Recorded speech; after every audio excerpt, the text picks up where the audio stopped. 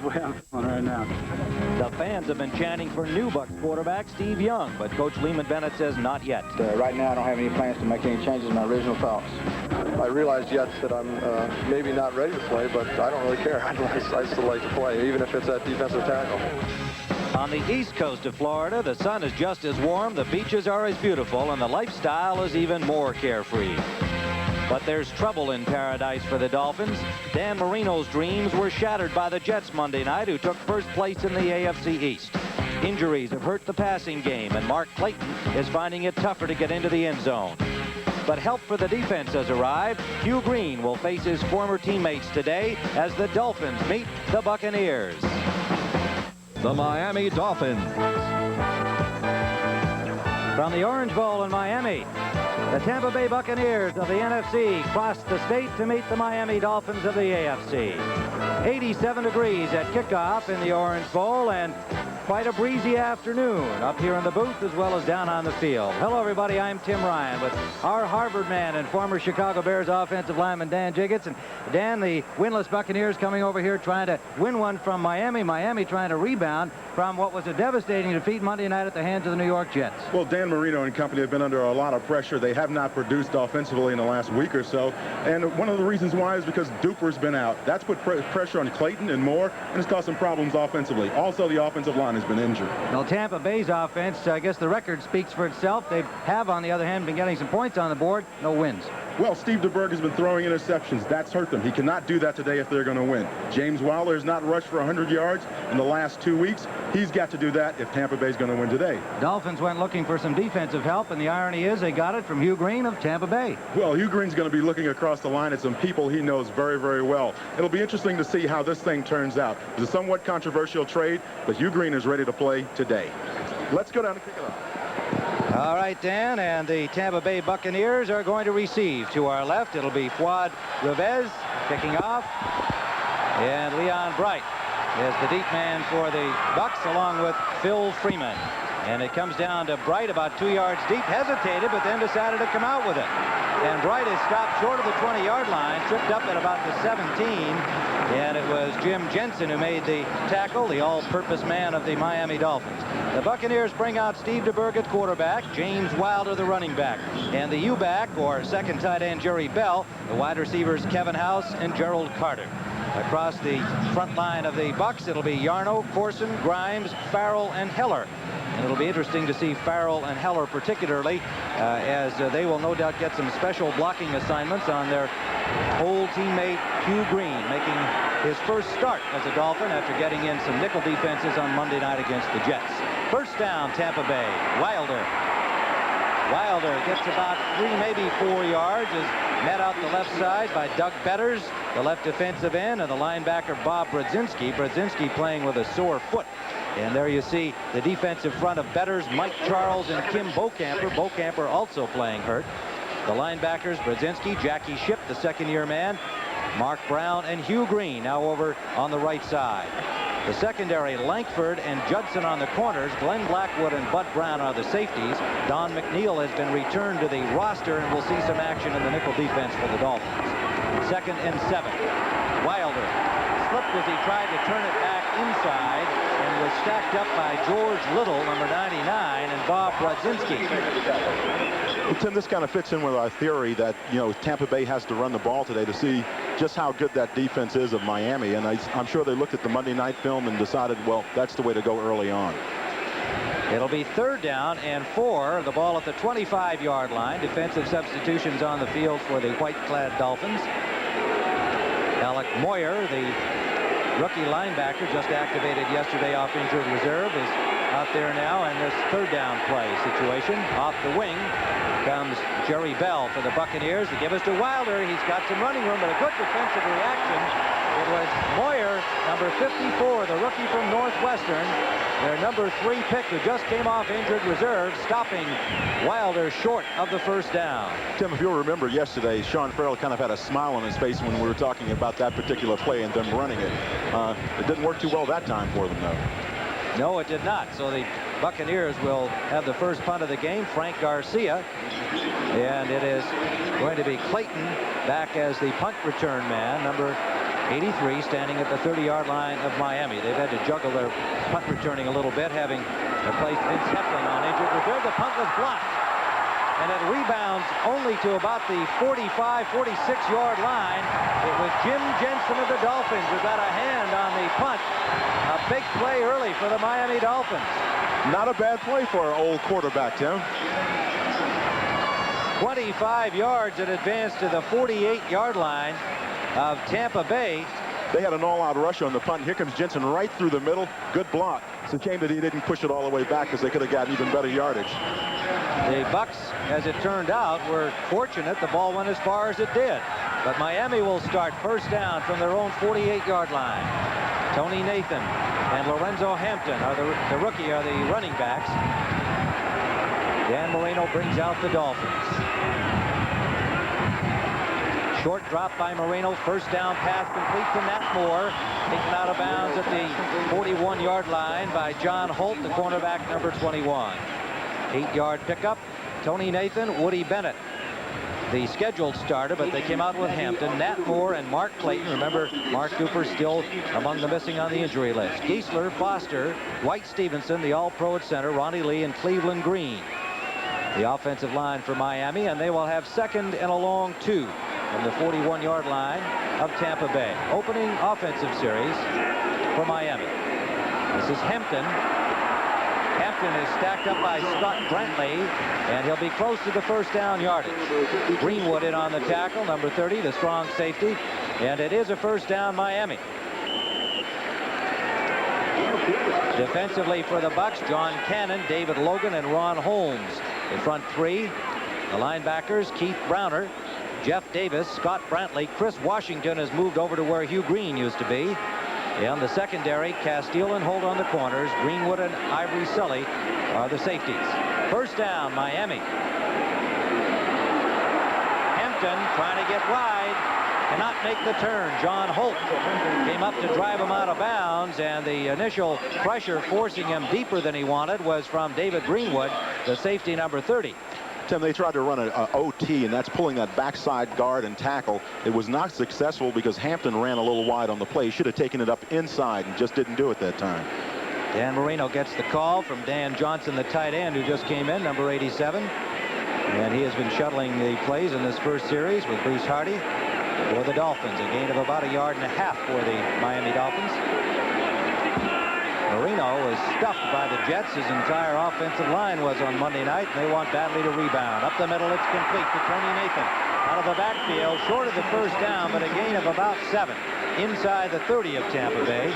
Jeff Davis playing with a sore shoulder, and Jeremiah Castile made the tackle for the Buccaneers. They appear to be doing a pretty good job against Dave Logan, the great nose guard. And here you see him just trying to get back the hands in the face. And that's being in nose guard. That's what it's all about, getting beat up.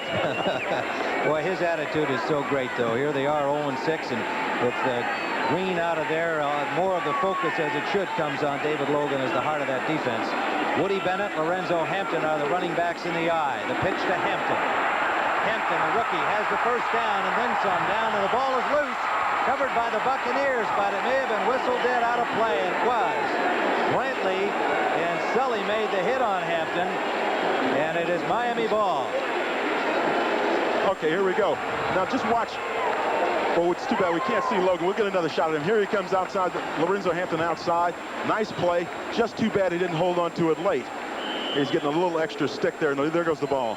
Now we're going to get a chance to see David Logan, and this is an excellent job. Oh, gee, you hate to see those kinds of things if you're on defense. I love it. I was an offensive line. That was Dwight Stevenson, the center, and there was a lot of mutual respect in our conversations with Stevenson and Logan separately in the last couple of days. They think highly of each other. Irvin Randall is into the ball game at linebacker. First down as he had stepped out of bounds before he fumbled the ball. Marino to the corner. Touchdown. Nat Moore.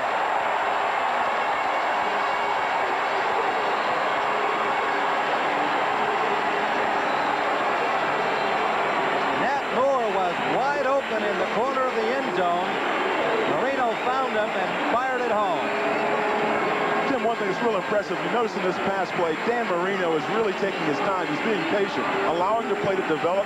Now he's going to look. He sees Nat Moore wide open in the corner. There it is, TD. That's the way to play football Dolphin style.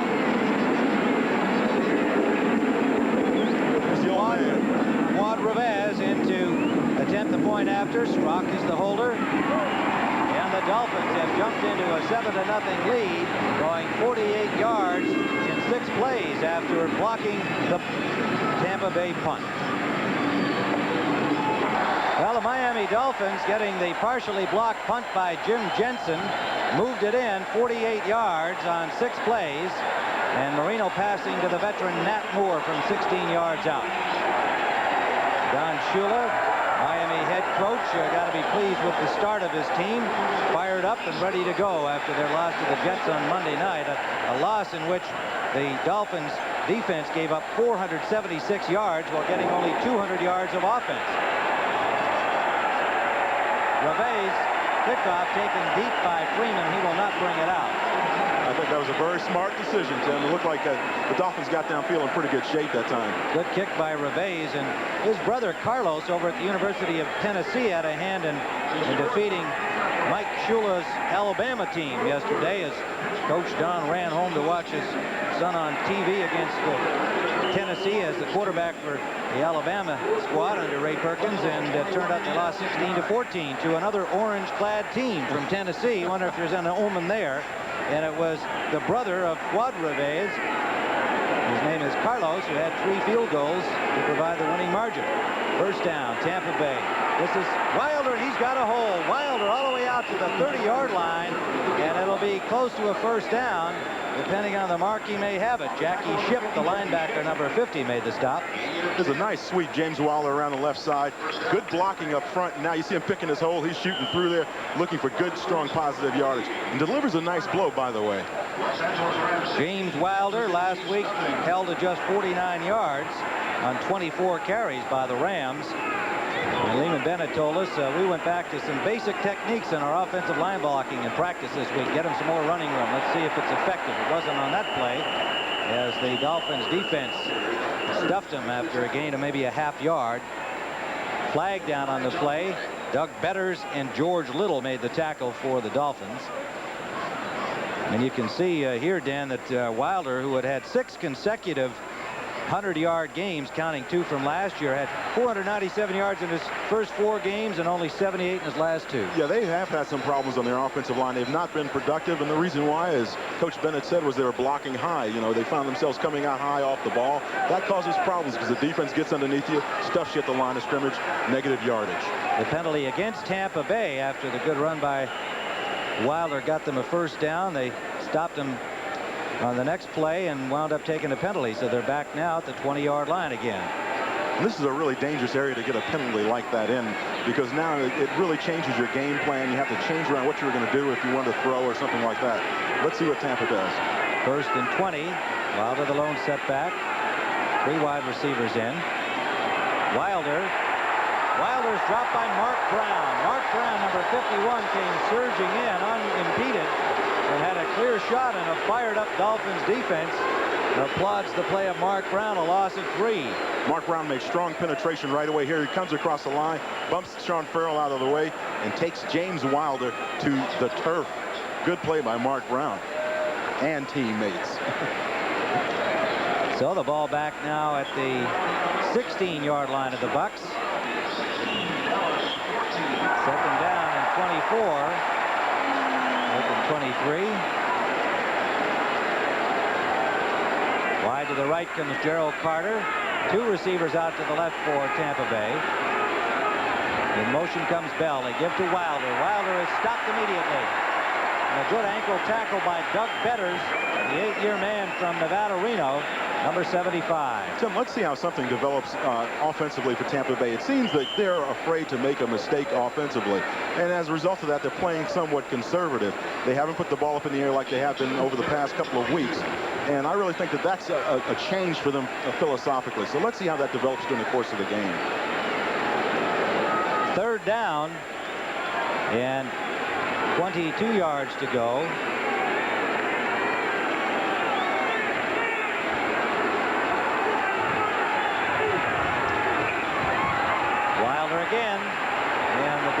just waiting for him, even though in the obvious passing down with 3rd and long, they've been prepared for Wilder carrying the ball, and Doug Betters has gotten very familiar with Wilder in the early going here, and once more the Bucs will have to punt. Well, I think that the problem that Tampa Bay is going to have is that Lehman Bennett's probably afraid to say, hey, look, go ahead, put it up in the air, Steve. You know, with the interceptions last week, it makes it very difficult to come back and keep throwing the ball like he wants to. Well, and he did say he wanted to get that running game going one more time, as it had been so effective early on with Wilder. Garcia gets this one away handily, and it is Mark Clayton at his own 30-yard line. Clayton trying to go wide. The Bucs in pursuit. And Clayton made the corner and got it up to about the 42-yard line before he was forced out by Adger Armstrong. Mike Pryor, number 24, looked like he had an angle on him, but Clayton just outran him. 46-yard punt with Miami in front 7-0 first quarter. Lehman Bennett in Tampa Bay so far this season, his first year as the new head coach following John McKay, 0-6, but you have to admire his attitude and his whole approach. He knows that he's got the time on his contract to rebuild the Buccaneers, and I think that his attitude through this difficult period has certainly been outstanding. It really has, and it's carried over to his team too, and I think that that's going to be something that's going to help them down the line a heck of a lot. Well, they got 2 picks for Hugh Green just for a start. On first down, the Dolphins up the middle to the tight end Hardy, and it'll be a first down Miami. Starting from their own 41, they're now in Tampa territory. The Rams over Kansas City, and Los Angeles now 7-0 after shutting out the Chiefs, have been struggling. And look at this. The Lions upsetting San Francisco 23-21. There is big trouble in Baghdad by the Bay. Buffalo over Indianapolis 21-9. Score of interest to the Dolphin fans in the AFC East. Bennett and Hampton in the I formation on 2nd and about a half yard. And it'll be Lorenzo Hampton, the rookie, has the first down and picks up a couple of more to the 45-yard line of the Bucs. The great thing that Lorenzo Hampton did that time is he followed his blockers, and then he picked the hole when they gave him one. And you'll see him here. He's coming around. Tweez is coming around, and Tuzin, or whatever his name is, and he's coming around. Nice block out on the outside, kicks him out, and now here comes Hampton through the hole. That's the way the play is supposed to be run, the counter OT. Good play by Lorenzo Hampton. Hampton, the #1 choice from the University of Florida. 6', 212-pounder. Looks like he's going to turn out to be a dandy. First down, Miami. Buccaneers 45-yard line. Play action. Marino all kinds of time. Deep sideline. Threw it out of bounds. The man over there was open, Mark Clayton. And Marino just sailed it out of bounds. And he had all day. Now he's just having some conversation with Clayton about perhaps the route not being what he expected. And we see Minnesota has defeated San Diego 21-17 today to stay in the hunt in the NFC Central behind the leading Bears. And Pittsburgh leading the Cardinals 23-10 in the 4th period. And look at this, the Eagles over Dallas 16-14. So that NFC East gets more and more interesting. 2nd and 10. Tony Nathan. Nathan running hard, and he may have the first down with a second effort dive close to the 35-yard line of Tampa. Ivory Sully was the man to finally stop him. Tim, the thing to look for here is Nathan following his block. Nice kick-out block, and here he comes around, tucking it back up in. Now, see, most backs will run outside. A good back runs inside like Nathan does here. Makes good, strong, positive yardage. Diving, trying to get to that marker, and they're going to measure and see whether that effort pays off for Tony Nathan. Tony Nathan's going, oh, come on, give me the extra foot. Well, they gave him it. They gave him a first down at the 35-yard line, but he earned it too. Nathan has had to be carrying more of the offensive load for the Dolphins with Mark Duper out of there. He's caught 29 passes as he has become a more important receiver with the doubling on Mark Clayton downfield. Ron Davenport, the rookie from Louisville, is in now at fullback, number 30. On first down, up the middle to the tight end, it's complete. And close to another first down. Bruce Hardy, number 84, the receiver, a 9-yard gain. One of the things Dan Marino mentioned to us yesterday was the fact that Tampa Bay likes to get back in that zone, have those linebackers drop, and they wanted to concentrate on throwing underneath, get them set up, and then possibly go with the long ball later on. Well, he also indicated that they thought they could throw successfully on first and second down for that very reason. And he's been making that pay off here in the first two offensive series for Miami. They lead 7-0. Hampton and Davenport, the running back, second and about a half yard to go. Dan Johnson in motion now sets up on the strong side right. Hampton has the first down. Got to the 20-yard line where David Logan bulldogged him down. Tim, something interesting that Tampa Bay's defense does, you know, they're a reading defense. They like to sit on that line of scrimmage, hold you up on your blocks offensively, and give those linebackers a chance to read. Another thing to notice is how deep their inside linebackers are playing off the ball. If Miami's offensive line is able to get through to those linebackers, they're going to go for big yardage all day. Well, that's something that they weren't able to do against the Jets on Monday night, and it seemed like there was a rededication by both offensive lines this week to improve their performances of last week's games. Let's see who wins the duel in the pits. On first down, Marino, lots of time. Wide open in the middle is Clayton. Clayton surrounded by 5 Buccaneers at the 15-yard line after a gain of 5 yards. Brantley and Sully were the first to arrive. Dan Marino has not had pressure on him so far during this game. There's Scott Brantley's down on the ground. I sure hope it isn't serious. He's a Florida guy, and he's down from this area, played at the University of Florida. And a key player in that middle. The Dolphins have thrown 6 times out of 7 first down plays so far, so Marino sticking to that game plan and making it work for him. And while they attend to Brantley, will take this time out with Miami in front 7-0. Getting some attention on the bench, seems to be favoring his ribs and lower back, and he's been replaced by the veteran Cecil Johnson, number 56. The Dolphins have a second and a long 4. Tim Ryan and Dan Jiggets here at the Orange Bowl in Miami. Miami in front 7-0 on the touchdown pass from Marino to Moore. And driving again, and this is Hampton. Hampton is dropped behind the line of scrimmage. Good defensive reaction, led by Jeff Davis, number 58. The inside linebacker, and the left end John Cannon, number 78. There'll be a loss of a yard on the play. They came across very well, made some penetration off the ball, and that was the reason why they had some success on that play. Cecil Johnson's an old player. He's been around 9 years out of the University of Pittsburgh. Hugh Green's alma mater, by the way. Joe Rose has come in at tight end. Duriel Harris at wide receiver. Harris picked up as a free agent from the Cowboys this year after having played several years in the past with the Miami Dolphins. Carl Howard, a new defensive back, is in for the Buccaneers. And in the open is Clayton. The flag is down. He gets to the 10-yard line and then is forced out with Holt waiting for him. Had the first down yardage for Miami. Let's see who gets the flag. Our referee is Jerry Seaman today. And the infraction is signaled against Tampa Bay. You know, again, Marino's having all day to pass. He's sitting back there and picking his spots and just kind of throwing darts. You know, he doesn't really have any pressure on him. Holding, number 30, defense, penalty declined. First down. Let's watch this play again. No pressure at all from the Tampa Bay defensive line. The offensive line of Miami is doing a great job of keeping those guys off of Dan Marino. His uniform isn't even dirty. Mark Clayton wide open. Why? Because those linebackers are dropping too deep. They've got to get somebody on him tight. So it is first down, Dolphins inside the 10-yard line. Clayton, he's doing a little quick step outside, come back out. Now he's got the ball ready to roll. First and goal, Dolphins. Up the middle of Clayton, dropped the ball, and it is incomplete. He got drilled that time. I don't think he wants to go back in the middle too often. Ivory Sully, the man, and there's a flag down as it looks like an unsportsmanlike penalty coming well after the play had ended. Buccaneers had a shot to intercept that ball, but they were putting so much impact on Clayton that they didn't catch the ball. Well, it may be a good thing that, you know, they kind of give him a stick early on, let him know they're there. Unsportsmanlike conduct will be the penalty as the Buccaneers continue to hurt themselves. Been the pattern through 6 games.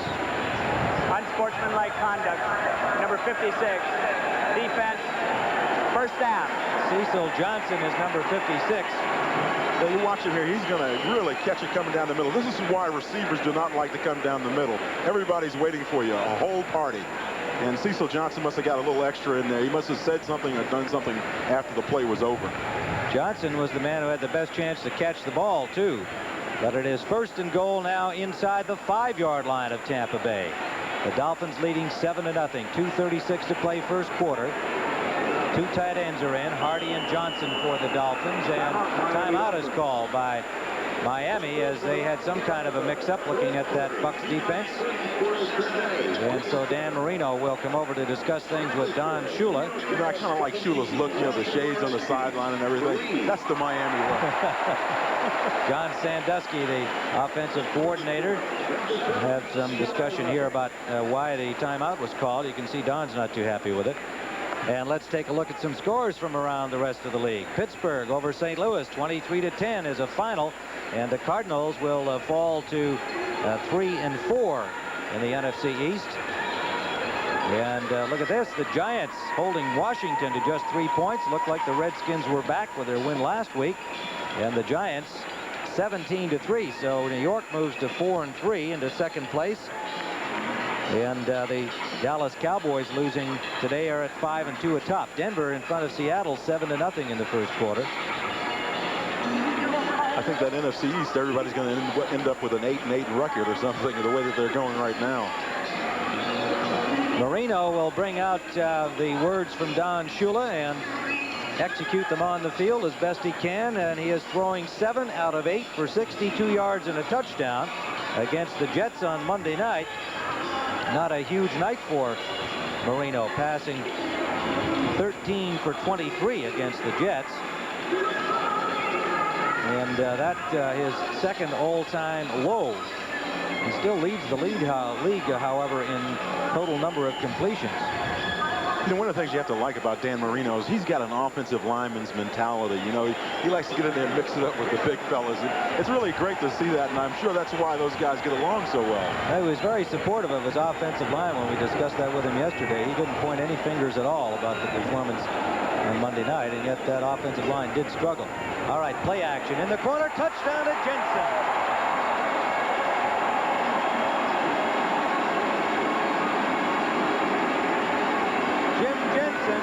Plays the special teams. He's the third quarterback. He's the third wide receiver with Heflin going to injured reserve. The fourth wide receiver, pardon me, and he gets himself a touchdown. Well, the last thing they're expecting is for someone like Jensen to go out on the pass there. John Holt gets fooled right now. Jensen's wide open in the corner. I think that they were expecting a run play. And that's the first touchdown of the season for Jensen, his third career touchdown. Reveiz comes in for the point after, and the Dolphins have jumped on top as we have just begun the second quarter. It is now 14-0. As we see Lehman Bennett on the sideline, and his team quickly down here with just 2.5 minutes gone in the second period, trailing 14-0. And I'm sure one of the things he's thinking is, look, we've always played well in the first half, and we've kind of died out in the second half. What's going on today? These guys are on them. Well, it might be a positive reversal. He can hope for that anyway. Reveiz kickoff, wind-aided, drives Leon Bright back to the end line. So they'll start from their 20. The wind is really whistling through in the upper reaches of the Orange Bowl now, Tim, where we are. I think you just invented a new stat, wind-aided. Well, it's something that the NFL will have to institute next year. Well, that was obviously wind-aided. You could see the thing just kind of sail up there. And the Old Glory is suffering the effects of the wind wrapped around that mast and pole there, flagpole. I tell you, as warm as it's been in this booth, we definitely need that breeze today. First down for the Buccaneers, who have yet to throw a pass.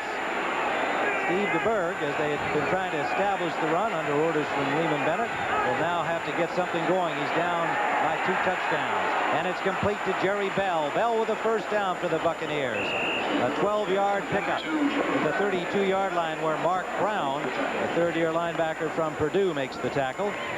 Bell with 30 catches, second only to Wilder among the receivers on the Buccaneers. That time, Jerry Bell just kind of slid into the middle of the zone, and there was a little seam in there, settled down in there, and got the reception.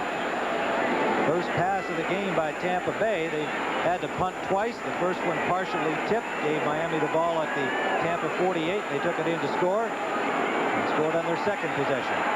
Here's Wilder. Wilder dives for about 6. Another flag is down. Wilder with a 6-yard pickup. Glenn Blackwood, number 47, made the tackle. You know, the interesting thing about James Wilder is he makes 6 yards look very easy. He's a very smooth runner for a guy that's 225 pounds. The holding signal is against the Miami Dolphins. Defensive holding, the flag coming down in the secondary area. Illegal use of hands to the face. Number 55, defense, first down. Shula's going, what's going on? Who? What? Hugh Green, former Buccaneer. Oh, he's playing nasty now. He doesn't like his old teammates. That is a good shot to the face. Oh, yeah, Jerry Bell's not going to like that one when he sees it in film. And he then he snatched the face mask. That was really the big problem. Got a hold of the strap. So it's first down for the Buccaneers at the Tampa Bay 42-yard line. In motion goes Bell. The Bird with time, complete to Jerry Bell, and a first down at the 30-yard line of Miami. A 27-yard gain. And guess who he beat? Hugh Green. We're going to get another look at it here. Jerry Bell broke outside and really had a nice run down the field. Hugh Green couldn't keep up with him, strangely enough, and that's one of the things Hugh prides himself on. You see him there trying to swat at it. No deal. Here goes Jerry Bell down for the gain. The safeties, Blackwood and Bud Brown, had to make the tackle. And it is first down. Tampa Bay finally out of their own end for the first time with time winding down. They're at the 30-yard line.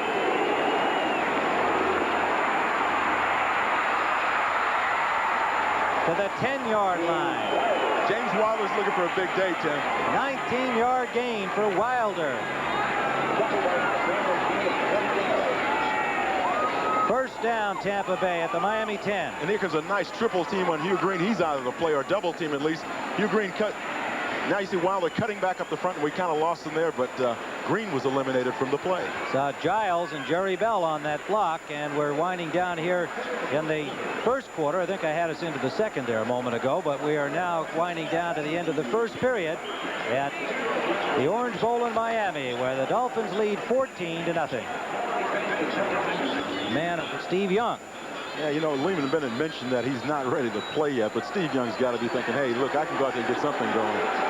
Well, they have a very complex offense, and we've talked about it before on other telecasts involving the Buccaneers. First and goal. If the Bird could put a couple of good games together, certainly take some of the heat off. That's right. The Bird has a man, and it's incomplete. Both the defender and the intended receiver, Kevin House, fell down in the corner of the end zone. So House didn't really have a chance to catch the football, although he was behind the defender, Bud Brown. Yeah, you know, the Bird didn't lead him quite enough, and I think that maybe he extended out to try to get to the ball. But I'm sure that's something that's just timing down there. That's all it is. When you get this close in, everything starts speeding up, and you've got to get there on time or it's not going to work. Second down from the 10-yard line of Miami. Just underway, second quarter. Buccaneers to our right, Dolphins to our left. Betters, Charles, and Little are the front three. Kim Bokamper started, but has not been in for much of the last series of plays defensively for Miami. He's hurting. This is Wilder. Wilder into the end zone. Yes, touchdown. James Wilder just managed to sneak inside the pylon. Great piece of running by James Wilder, and the Buccaneers are on the board. Tim, we're going to see Sean Farrell and Ron Heller pulling on the OT. And remember, Farrell had the smile on his face when he's talking about coming after Hugh Green on this play. Excellent block. There goes Green out. James Wilder around the corner. Touchdown. James is stretching out. Looking pretty good today. I think he wants to get over 100 again. They've got to win by doing that. There's that good second effort that just got him inside the pylon. And it'll be Donald Igwebuike for the point after. And he has it. So the Buccaneers refused to buckle when they fell behind 14-0 in the first period. 14:48 to go, 14-7. I guess we're helping it by telling everybody that his debut was highly anticipated. That Igwebuike's kickoff goes through the end zone. Hampton, the deep man, just gave it a nod as it went over his head. So the Bucs with a couple of big plays, went 80 yards and 5 plays, 2 minutes and 43 seconds off the clock, and James Wilder taking it from 10 yards out for the score. 14-7 football game. Tim Ryan with Dan Jiggets as we see Dan Marino bring out the Dolphins, and the Dolphins had good field position to start with on their first 2 possessions and made them both count. Let's see what they can do starting from the 20. With an arm like Marino's, any place on the field is good for field position. That is a point well taken, and he's had the time to throw, and he hits his man, but it's dropped. Nat Moore could not hold on. John Holt put the hit on Moore as the ball arrived. Holt, number 21, a pretty good smack, and Nat Moore dropped the football. One of the things is they're going to try to do to Nat Moore early is intimidate him a little bit back there, and by doing that, they hope that he's going to do this, drop some more balls. You see they're right on him. They're on him like sweat. He actually dropped the ball, though, before the contact was made, but he looked like he was looking to see where Holt was. So the effect was the same. 2nd and 10, Miami.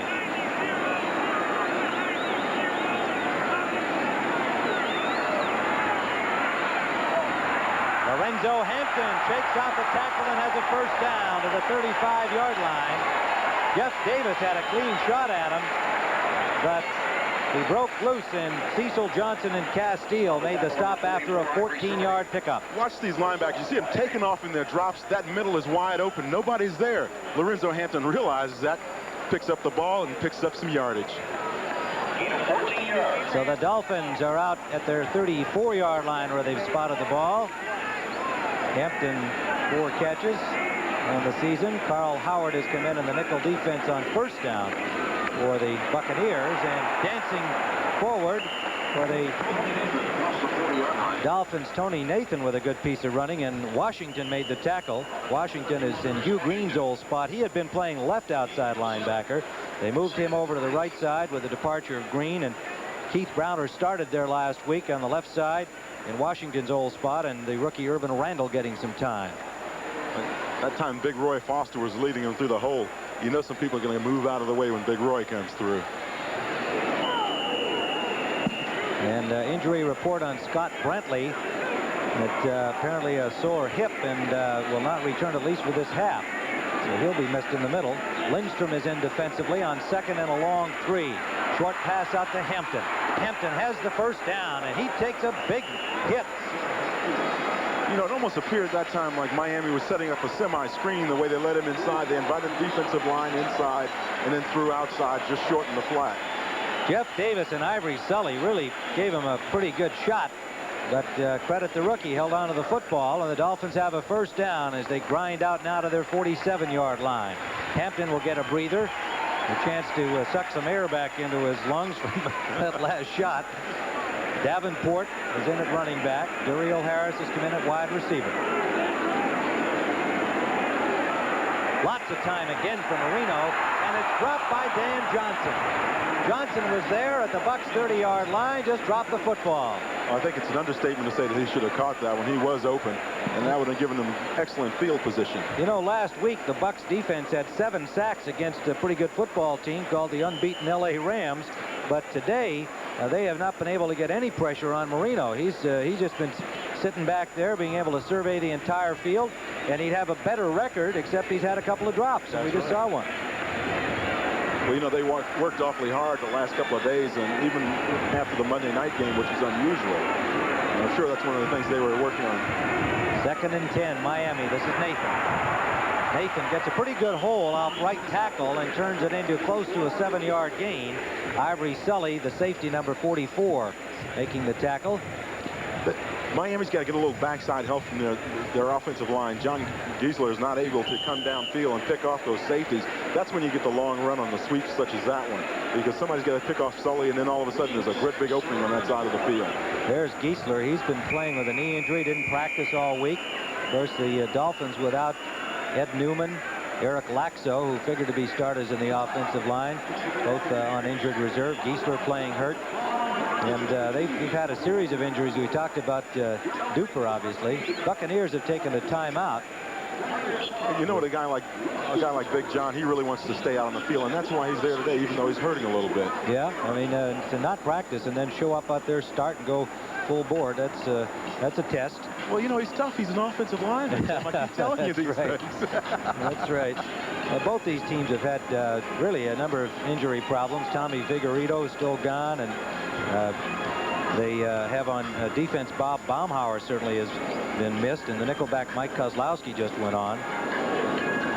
Well, next Sunday, our doubleheader action on CBS Sports will feature the Minnesota Vikings, winners today, against the Chicago Bears, who play the Monday night game against Green Bay, and they are unbeaten at 6-0 going into that one tomorrow night.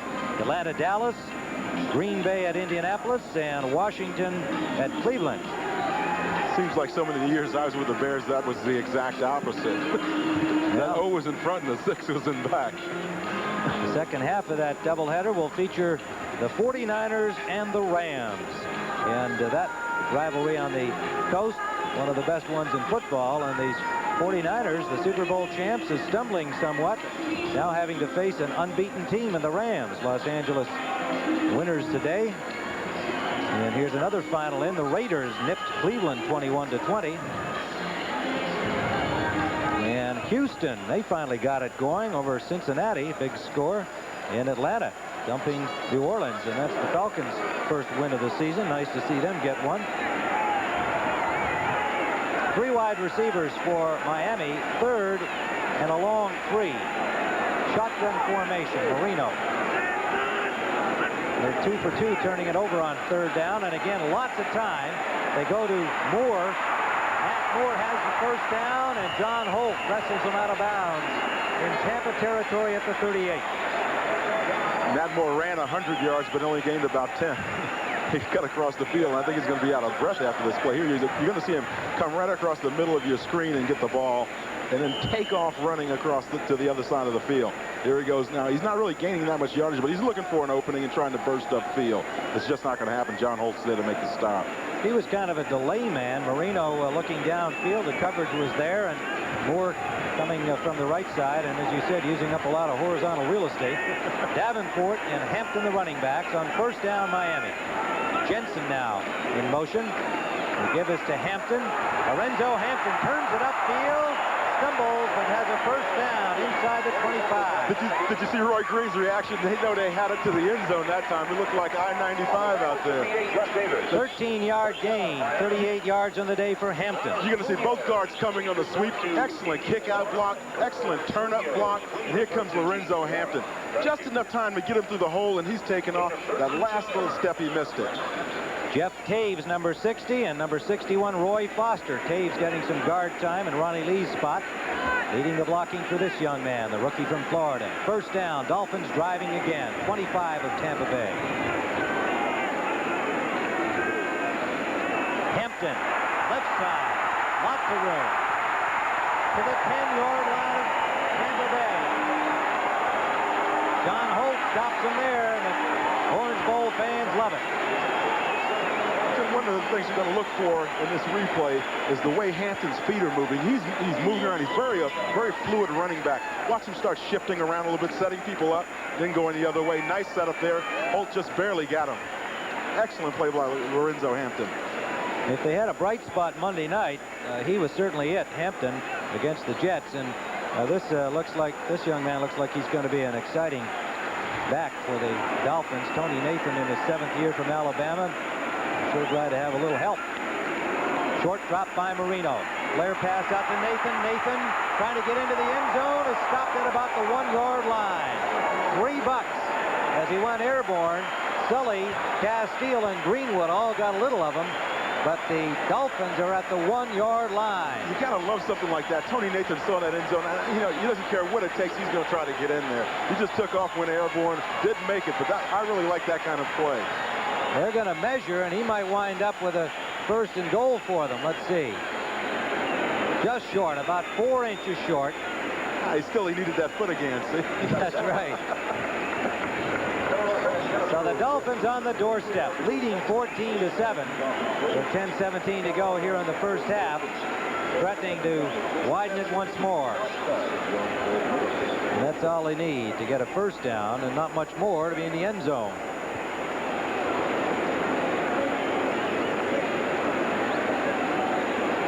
Again, that Tampa Bay defense has got to be thinking, boy, we're in tough shape now. If they even breathe wrong, Miami's over the goal line. Marino at 12 of 16 to this point and has had 3 drops that we can recall. So he's had a nearly perfect afternoon. Davenport, the rookie, touchdown. Ron Davenport from Louisville. I love it. Big Roy Foster got the chance to go in motion that time, went over to the other side of the line where they eventually went through, and he was so excited. He was laying in the end zone, raising his hands. Offensive linemen love those opportunities. Well, he'd rather carry the ball, though. That'd be better. Fall on the fumble in there, right? That's right. But Davenport held on for the Dolphins. Reveiz in for the point after try. Don Strock, the holder.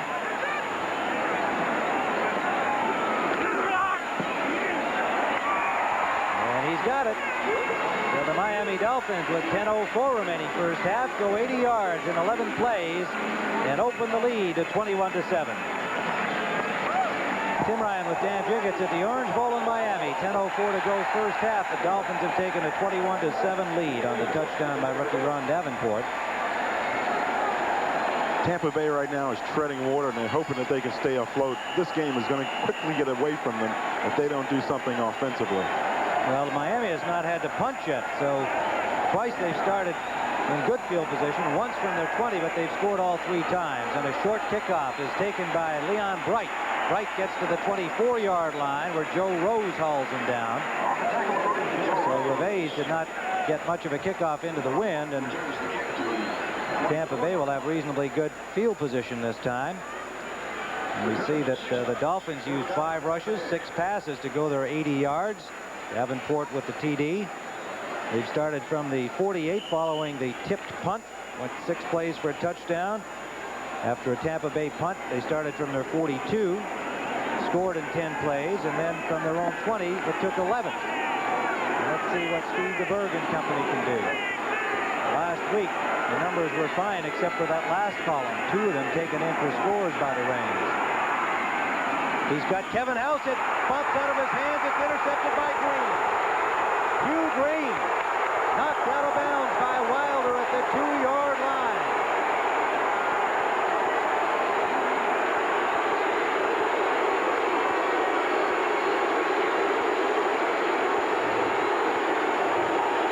Irony of ironies. The former Buccaneer in his first game against his old mates in just the 3rd meeting ever between these 2 teams. That's a real good shot by Judson. You'll see it coming up on the right-hand side of your screen. He bounces the ball a little bit. Now it comes off. Hugh Green's in good position and gets ready to try to take it in with an escort. But he didn't make it. He got a nice shot, by the way, at the end of this play by number 32, James Wilder. James Wilder saved the touchdown, but Miami first and goal from the 3-yard line. Kevin House could have caught the football. Again, he dropped it before the contact arrived from Judson. And that's the kind of bad luck DeBerg has been having. That was not his fault. And yet, Miami on the doorstep again. And good defensive reaction. Logan Cannon, number 78, the initial contact. And then Carl Morgan, 67, there to stop Tony Nathan. Might even be a little loss on the play. This may well have been the turning point in this game, though, because now Tampa Bay is thinking, well, we're 0-6, and now they got the interception. They're down close to the goal line. We're down 14 points. What else wrong can happen? And these things have a way of just overtaking you, and then, after a while, you feel like you're in a hole that you can't get out of. One setback for the Dolphins. That's Davenport. Hardy in motion. Incomplete. Intended for Dan Johnson, number 87. One of the 2 tight ends in that formation. The ball was there, and another drop. That one a little long. Marino don't look too upset about it, though. Now he knows he's going to come back and get another shot at it. Yeah, he's got 3rd and goal on a 21-7 lead. And he's been razor sharp today, Dan Marino.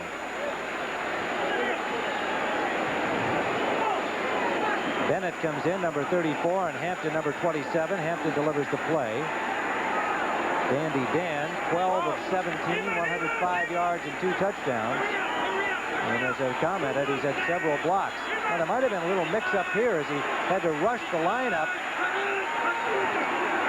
They give it to Hampton. Good defensive play, and he is stopped. The ball came loose, but after the play was whistled dead, Davis made the big play on him, and John Holt made the tackle. It's going to be 4th down, and Don Shula will go for the field goal. Well, this is one of those gift situations for Miami. It would have been excellent if they had scored the touchdown, but they say, hey, look, we'll get 3 points out of this thing and go back and line it up again. So they really haven't lost too much. Don Shula's not real upset unless they miss this field goal. Well, I think he's made good judgment here, too. But on the other hand, to follow your point a moments ago, this is going to give the Bucs a bit of a lift. After all, they stopped him short of the touchdown after the interception, which could have, did no doubt, take wind out of their sails, and it's blocked. Is it over? No, it didn't make it. Yes, it did. Yes, it did. Can't believe it. The ball just popped up and went over the uprights. A 20-yard try, and when you're hot, you're hot. The Dolphins, with a little luck there, Revés saw that one bounce off somebody. Carl Morgan, I believe, is the man, and the ball went over the uprights. That's unbelievable. You watched just right on the right-hand side of the screen.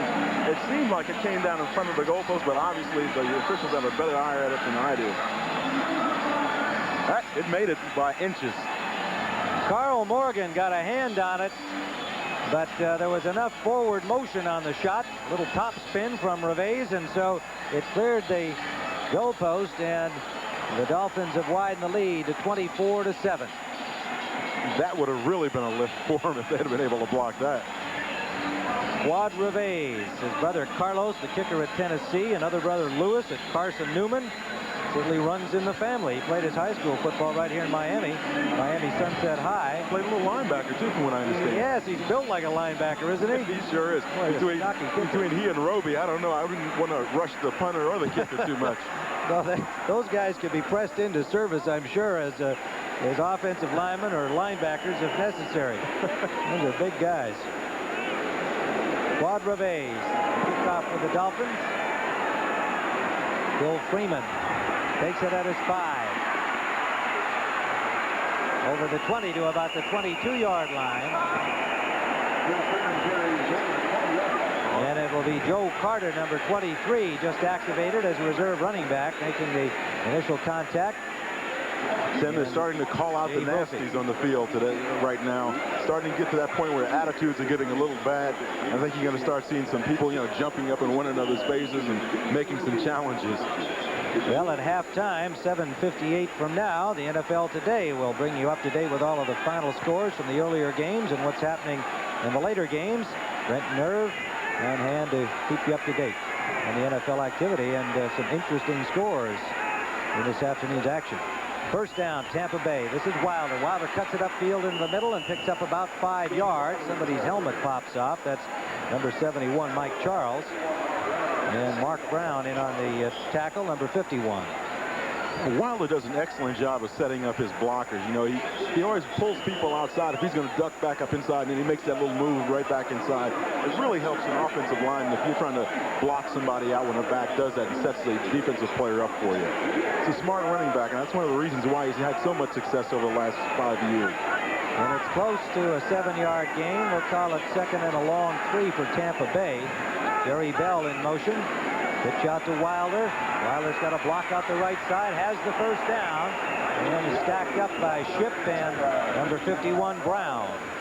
Brown got a nice shot on James Wilder's head that time. You better look out for that kind of stuff. It'll give you a good penalty down here. On Monday night, the Jets had a lot of success. Freeman McNeil had a big day, rolled up 173 yards, and they were a little sensitive about it, the Dolphins' defensive line. Of course, Kim Bocamper, injured, is not playing today, started, but has not seen much action since then, if at all, since the early portion of the game with a neck and a rib injury. And George Little playing on the nose and Charles in Bocamper's spot, but they were determined to show that that was just an off night for the defensive line. Play action. DeBerg gets lots of time. Deep for Kevin House. House cannot make the catch inbounds. Steve's looking like, gee, if I'd have thrown that thing about 3 yards shorter, we'd had a big gainer. Just overthrew him just a tad and it was out of bounds. He couldn't get his feet down and his hands up at the same time. Judson, number 49, had the coverage. 2nd and 10, Tampa Bay. 24-7 with 6:23 remaining in the first half. You know, a funny thing about defensive backs, they're like rabbits. You know, the least little sound, they kind of jump a little bit. They're jumpy guys. And it's really fun to watch them run around and try to catch up with these receivers. Here's Judson. He's a rabbit. He can run like mad. Excellent cover man, too. And Langford on the other side with all the speed, of course. John Farrell is out of the offensive lineup. Mallory in for him. On 2nd and 10, there is no gain, probably a loss of a yard on the play, as Wilder dropped by Charles and Mark Brown behind the line. And we'll try and get a word on the fine tackle Sean Farrell, who would be sorely missed on the Tampa Bay offensive line. 3 wide receivers, Carter, House, and Bell are in. Rick Mallory, number 68, a first-year man from Washington, is in for the injured Farrell, or at least we're assuming he's injured. Don McNeil is in as a nickelback on 3rd and 11. Deep drop. The blitz is on. It's intended for Wilder, and it's incomplete. Double coverage on Wilder. Judson and Bud Brown both there. The pass was there as well. Wilder had a chance to catch it, but it was a difficult grab in traffic. It sure was. And somebody, you know, they were coming over his back and right in his face. And he only has a very tight alley in there to catch the ball, and he just couldn't make it. The Birds, by the way, took a heck of a blow after the play. Langford, the cornerback, number 44, was the man on the corner blitz. Garcia into punt. Mark Clayton is the deep man for the Dolphins. He's standing at the 28-yard line.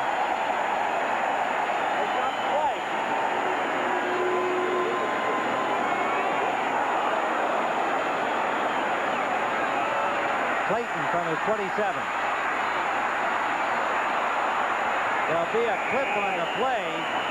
A flag is down, and it would appear to me that number 70, Bill Barnett, is guilty of hitting a Buccaneer from behind. Whether that's the call or not, we'll find out. It's too bad we can't see Don Shula after this play. You know, Don is about those penalties. He goes crazy when something like this happens. 50-yard punt by Garcia. That kind of block doesn't make any sense, though. The guy's already passed. He's not going to make the play. Let him go. Yeah. Yeah, it looked like it was an almost unintentional block, too, as though he was just trying to kind of clear him out of the traffic.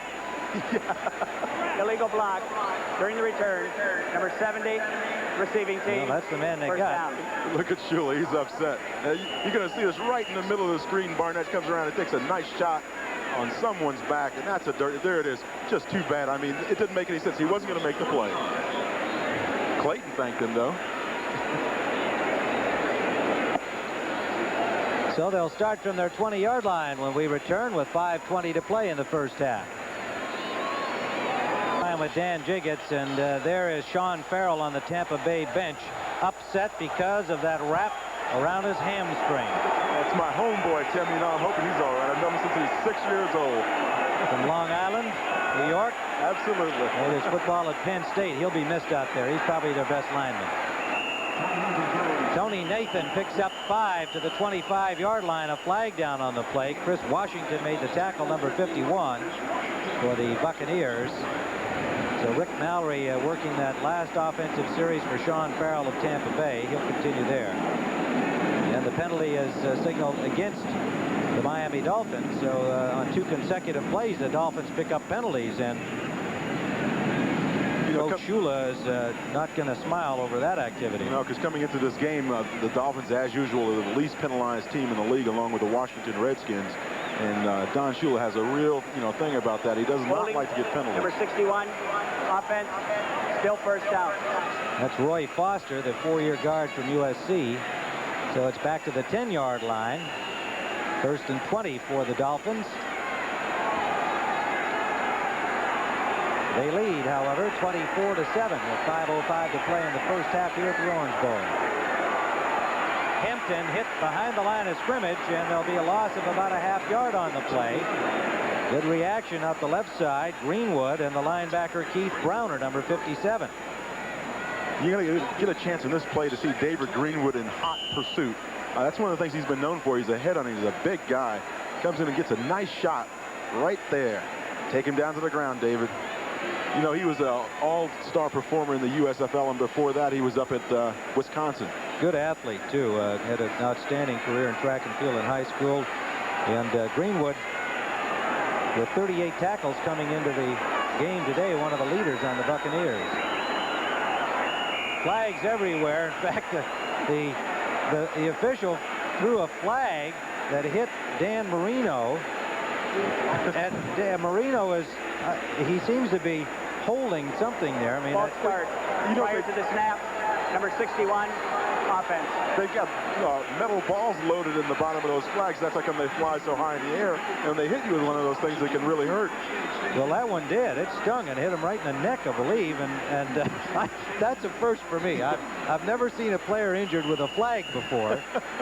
Marino said, "Hey, everybody's out here after me already. Right, Give me a this break." is a tough enough game. I don't need to be hit with the metal ball wrapped up in a yellow flag.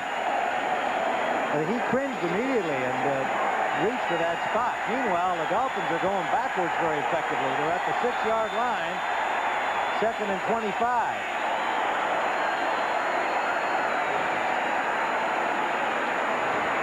Tony Nathan got back about 6 yards. John Holt made the tackle. It'll be 3rd and very long. Well, I'm sure that what they're thinking is down there is let's run it on the ground a little bit and try to give ourselves a little breathing room before we go to the pass, because you're not going to make up the difference, you know, the 15 to 20 yards you've got to go by throwing the ball out that quickly. 3rd and 19 will be the count. Joe Rose comes in at tight end. Duriel Harris comes in, and Hampton comes out. So they're showing pass. Let's see what they do. Tony Nathan will be the lone setback. Daniel Marino comes out over the center. And then they'll go to the run. Nathan got about 7 or 8 yards. Greenwood made the tackle, and the Dolphins will have to punt with time ticking under the 3-minute mark. And this will be Roby's first punt of the half. Rick Roby brings in an average of 45.8, which is tops in the entire NFL. He just punishes the ball when he kicks it. It's amazing. You hear that sound when it comes off of his foot. You almost feel sorry for the football. Wind has been a factor going in this direction, both on the punts and on the kickoffs. Let's see how Roby deals with that powerful leg. The deep man is Leon Bright. 2 fair catches in his entire career. One of them was last week. And it's a short punt. It takes a Dolphin bounce. Fielded well by Bright, but he's hit immediately and the ball is loose. Recovered by Tampa Bay. A flag down on the play. Everything happened on that one. 42-yard punt with a good bounce. And Moyer was the man to put the hit on Leon Bright. The ball came loose, but the Bucs recovered. They'll have it at their own 42-yard line with 2:12 to go. Pretty good field position. Penalty, however, is against Tampa Bay. Now this is going to take them into a different area of the field. You know, if you're in that 40 to 50-yard area on either side of the 50-yard line, your offense is a little different than it is when you have to drop back to the 30 or the 35. Your holding number 24, receiving team during the return. First down. 24 is Mike Pryor, reserve defensive back, called for holding on the return. So they'll start from the 32-yard line. You know, one of the Lehman Bennett is a very classy guy. You know, he's so calm and relaxed, a very nice gentleman, and you almost wish that, you know, the team could win somewhere down the line or somewhere, because you know how much he wants it and the kind of quality person he is. Well, I think they've got a good program under route. And don't forget they get a 1 and 2 from Miami for Hugh Green. They got rid of a discontented player, and they'll have 2 good picks as a result. That's Jerry Bell, and Bell picks up about 8 yards, close to the 39-yard line of Tampa Bay. Jerry Bell, number 82, 4-year man from Arizona State, and that brings us to the 2-minute warning here at the Orange Bowl. And the Miami Dolphins lead it 24-7.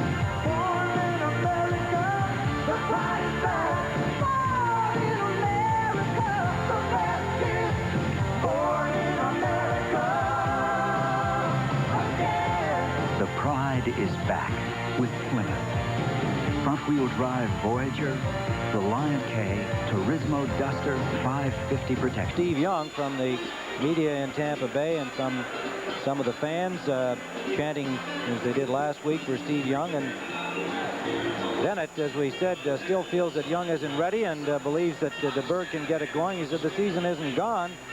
You know, we've got 10 more games to play. So we'll think about next year when the time is appropriate, and that maybe Steve Young will start to get some action. But we can remember the first game of the year when Steve DeBerg described how a quarterback in Tampa Bay just has to call a play, all of the terminology involved in simply calling it.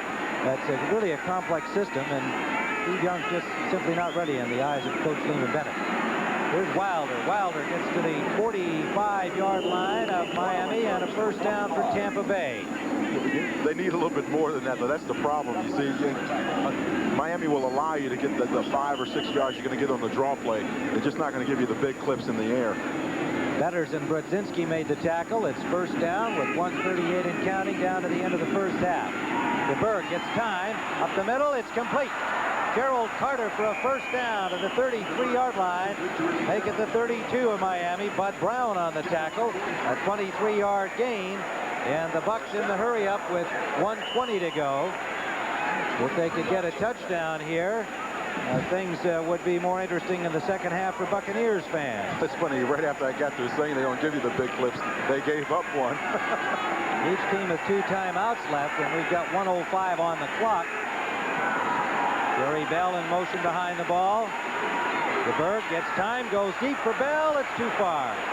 Well overthrown. DeBerg knew it as soon as he released it. Again, when you start to sail that ball up in that direction, then you're going to be wind aided anyway. Here in the Orange Bowl, the wind is really blowing behind you. So line drive ball will stay down, but when you try that one, you know the wind's going to be helping you more than you need. That's right. You get that floater, and you can see the flag there. Just, it's pretty stiff. This wind is really coming in. I guess it's coming off the ocean, and it's going to cause some problems for those guys throwing in that direction. You have to take that into consideration. 2nd and 10 from the 32-yard line of the Dolphins. 55 seconds remaining on the clock. Don't forget Brent Nerve at halftime on the NFL Today. We'll catch you up with some exciting developments around the league today. Jerry Bell in motion. And the blitz, and it's Hugh Green. The ball came loose.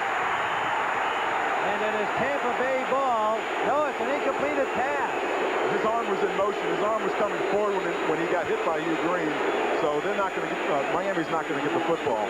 But Hugh Green got a real shot on his old quarterback. He got a clean shot from the backside. You're going to see DeBerg get it right in the middle of his numbers. And the reason why, nobody, the guard you see in the middle of your screen looking inside, not turning back and looking for Hugh Green. And the result is a beautiful shot by Hugh Green on Steve DeBerg. And you saw Doug Betters, big 265-pounder, arrive there too. Clean shot. Those are the kinds of things you hate to see happen to a quarterback. 3rd and 10. That used up 5 seconds. Don McNeil in as a nickelback for the Dolphins. And he's got Jerry Bell. What a catch! Jerry Bell to the 10-yard line. Beautiful Double coverage by Brown and Langford, and he did a great job to hold on to that ball. He really did. He came across and came into the middle of the field and held on to it. He really took a shot when he caught the ball. We're going to get a chance to see Steve DeBerg dropping back now. Before long, you're going to see Jerry Bell come into the middle of your screen. It was a beautiful pass, beautiful catch, even with all the other actions defensively. Took a nice shot that time. Bell has caught 4 today for 69 yards, and he's got the Bucs in scoring position inside the 10 of Miami. 41 seconds remaining. Tim, just to give you an example of how the terminology of their offense has changed for the Buccaneers. Last year, a play was called slot right 95. This year, it's triple right, slot zoom, action 40, 545, block check. What does that mean? All of which has to be said by Steve DeBerg, the quarterback. And that literally calls every move of every player involved in the offensive play. That's right. And it's a very complete system, but one of the problems is you're going to run against the 30-second clock all the time trying to get this in, particularly if you have somebody coming in from the sideline who can't remember what he's supposed to call. So it's mainly a signal system for that reason that helps DeBerg out, but nonetheless, he's got to absorb it all, relay it to his teammates, and it's just a follow-up comment, really, to the reasons why they feel Steve Young isn't quite ready to handle that load. Now, let's see whether DeBerg and company can get it into the end zone here and make the second half a little more interesting. He's got time. Into the corner, incomplete, intended for Kevin House. Langford, number 44, had the coverage. If Langford had turned around a little bit faster, I think he'd had an interception that time. But of course, he's trying to follow man-to-man into the end zone, trying to follow Carter. Paul Langford from Penn State, four-year man, working in the spot normally held down by Don McNeil, who had the knee injury, and still wearing one of the knee braces, was activated for this game and has seen some time in the nickel. We would expect that McNeil will have his corner job back as soon as he's fully healthy. Bocamper is into the game. Defensively, hasn't played a lot in this first half. 2nd and 10. Flags down. The pass is complete to the 5-yard line. That's Jimmy Giles' first ball thrown to him in this half. And you have a real good idea what this call is going to be. When it's down in that area, somebody made a mistake. 29 seconds left on the clock, and the penalty against Tampa Bay. Those are the things that hurt. You know, it's often said the difference between winning and losing teams sometimes is you don't get those calls if you're winning, and you do if you're losing. Illegal use of hands to the face. Number 70. Offense. Still 2nd down. Well, they called a number 70, and there is none out there on the Bucs offensive line, but somebody was guilty of that. Must have got a hand up in the defender's face. And don't forget, we mentioned some interesting scores. The NFC East particularly had some exciting activity today in terms of upsets and so on, and the 49ers got beat. And Brent and Herb are going to tell you all about it when we go to our halftime show in just 29 seconds of playing time. 2nd down from the 20. Into the end zone for Jerry Bell, overthrown. Bell was deep. He had his man. Another flag down on the play. I think Tampa's going to get another shot at it. DeBerg had a great opportunity there. Couldn't get it to him. Holding this time against Miami. And there's Don Shula saying we are not supposed to get penalties. That's right. Must be a mistake, ref. There's Holding Gary Seaman. number 54. Defense. 1st down. That's the rookie linebacker Alec Moyer from Northwestern, their number 3 choice this year, who's making his first appearance in the regular season. He's been on injured reserve. And Mac Moore comes out, number 91. He's their pass rush. He's their pass rush specialist, and they got him out of the Canadian League, and they really feel very strongly about his ability to rush the passer. So it's 1st and goal from the 15-yard line. 23 seconds to play first half. DeBerg for Bell. Can't hold on. Wilder, pardon me. James Wilder, number 32, the intended receiver. Couldn't hold on to the ball. The coverage from Bud Brown, number 43, the 2nd-year safety. No, James Wilder really should have had this pass. It was in the right place in the right time. DeBerg threw it excellently. You know, he's had some problems throwing in the end zone, but there you can see Wilder in good position, a little high, but still those are the kind of plays he's supposed to make. So it is 2nd and 10 from the 15-yard line. 17 seconds remaining. Tampa Bay getting their opportunities, and if they can get it into the end zone here, a 24-14 ball game would have a slightly different complexion for the second half. There's a man wide open. Touchdown, Giles. Jimmy Giles. Jimmy Giles, just the 2nd pass thrown to him today.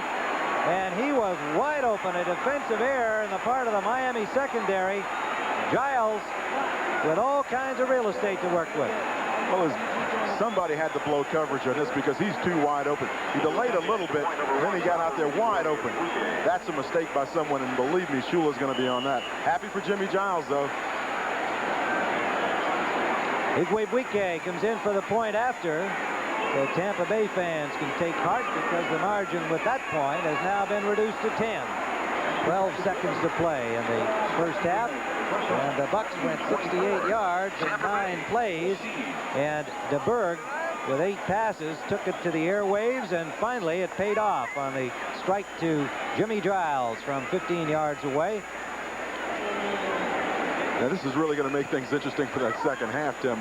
You know, they've pulled a little bit closer to Miami, and something that I'm sure that they didn't expect to do. And I know Miami's going to have to change around a little bit now. They're thinking to themselves, hey, these guys are for real. They can really play.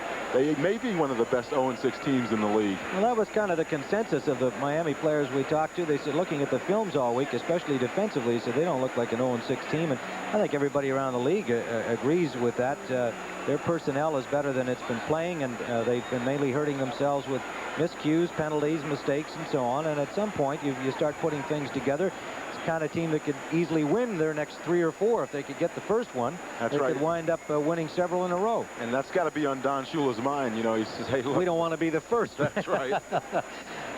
Well, there we see 8 passes out of the 9 plays going the 68 yards. And Steve DeBerg, connecting with Jimmy Giles, sailed a couple of the longer, higher balls, seemed to take off on him, but he delivered the goods to Giles. Igwebuike will kick it off. The Nigerian-born kicker played his college ball at Clemson, and he nails that through the end zone. And the Dolphins, with 12 seconds, will have the ball at their 20-yard line.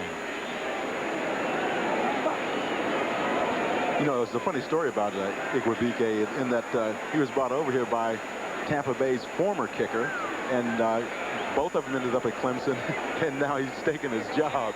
So I'm sure these guys got to be thinking, hey, look, don't bring any friends over anymore. Obed Oriri was his predecessor at Tampa Bay. There's Donald.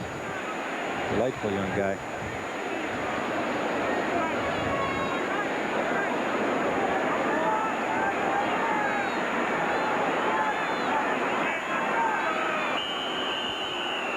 Well, the Dolphins are just going to let it run out here, and time will tick away as Miami will take their lead into the locker room here at half.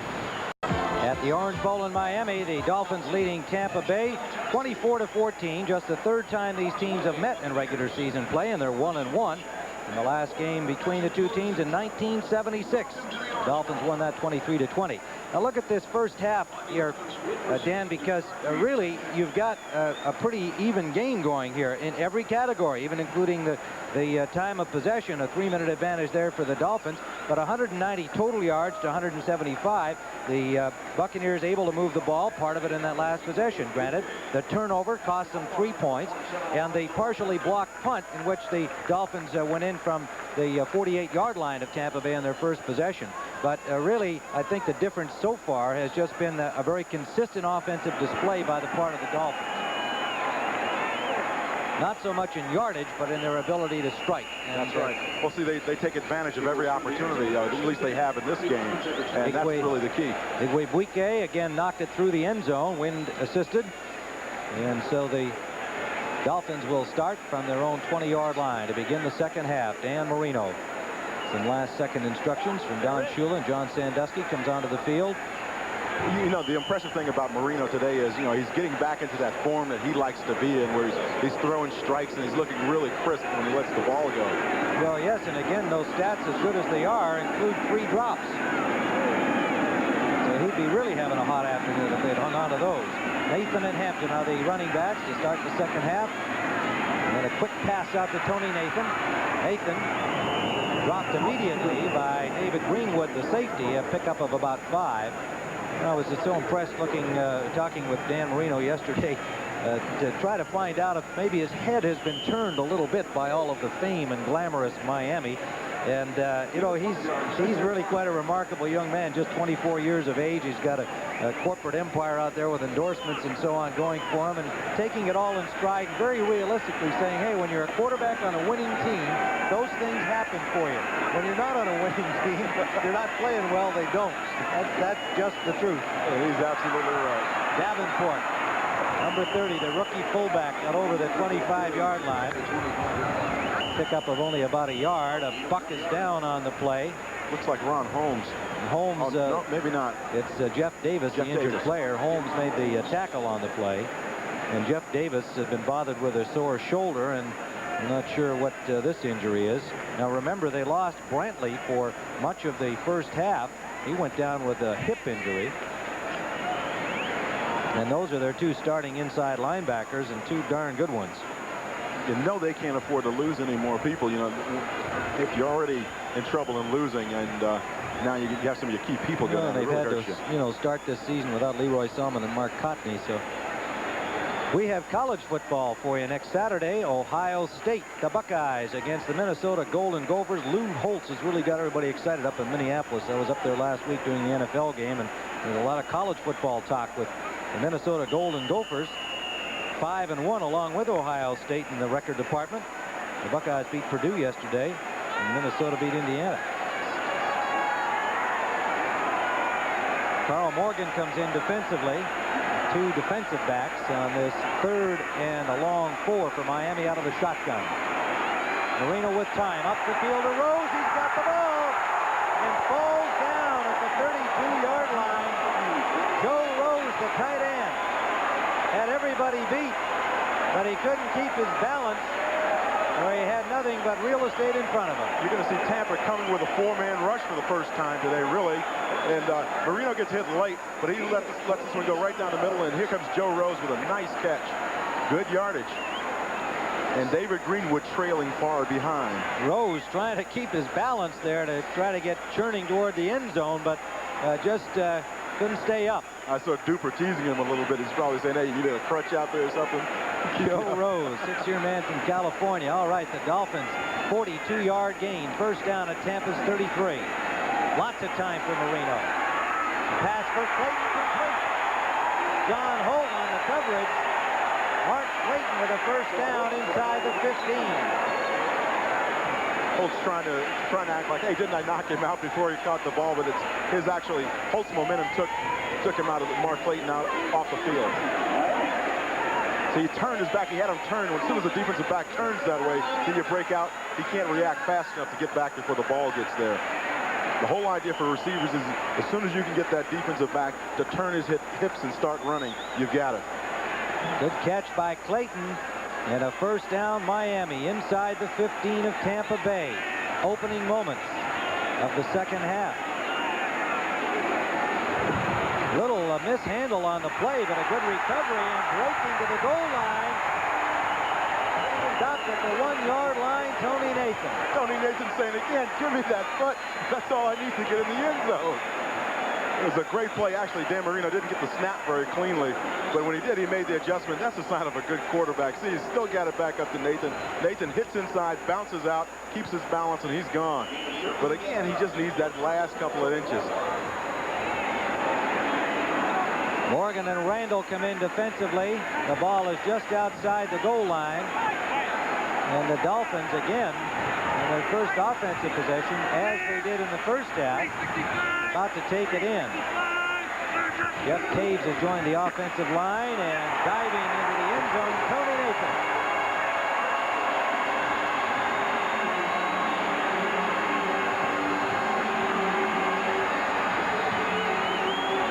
Dolphins fans enjoying the performance by Marino and Nathan to open the second half.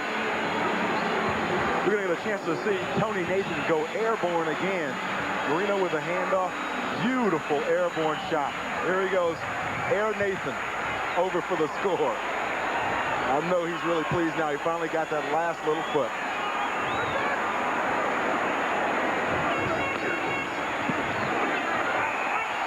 Revés with a point after. The Dolphins go 80 yards in 5 plays. And they have taken now a 31-14 lead. When you're Sandusky congratulating his offensive line and telling them that basically they're having a very nice day, and see Jeff Taves there talking. But you know, you've got to be proud when you're an offensive line and you're keeping your quarterback's uniform clean and you're scoring points. That's the whole idea of being an offensive line and getting that unit going again and the offense scoring. Well, and they weren't happy with the performance on Monday night, but in this little drive here, 80 yards in 5 plays. They were flawless. The first 3 minutes of the second half at the Orange Bowl, Miami's widened the lead to 31-14, and it's Phil Freeman taking Revez's kickoff at the 5 and getting up short of the 20 to about the 17, where Lyle Blackwood, the elder brother of the Blackwood pair, makes the stop. And here's a look at Revez, one of 3 place-kicking brothers. And you can see the Tampa Bay Buccaneers and the Miami Dolphins have both done awfully well on first down. Well, you know, something that Lehman Bennett mentioned to us yesterday was that they've been passing more on first down than they really wanted to. And they were going to try to go to the run a little bit more in that area. Well, and we see today their passing and run yardage changing a little bit. Play selection, rather, on first down. Let's see what they do here on first down. They're trailing now. That changes some things, but they go to Wilder. Wilder's got a good hole off tackle, and he'll pick up about 8 yards before Jackie Shipp, number 50, hauls him down, along with Mark Brown, Bud Brown. You know, one of the nice things about James Wilder is he gets stronger as the second half goes on. I think you're going to see him pushing the ball upfield a little bit more as the second half develops. Rick Mallory, we note, continues at right guard for Tampa Bay, replacing Sean Farrell, who you saw on the bench in the second period with a hamstring muscle pull wrap. Wilder has 75 yards now on 14 carries. And there he is again, plowing for the first down yardage, and he'll be close. The last 2 weeks, as we pointed out, he's been held well under the 100-yarders he was churning out.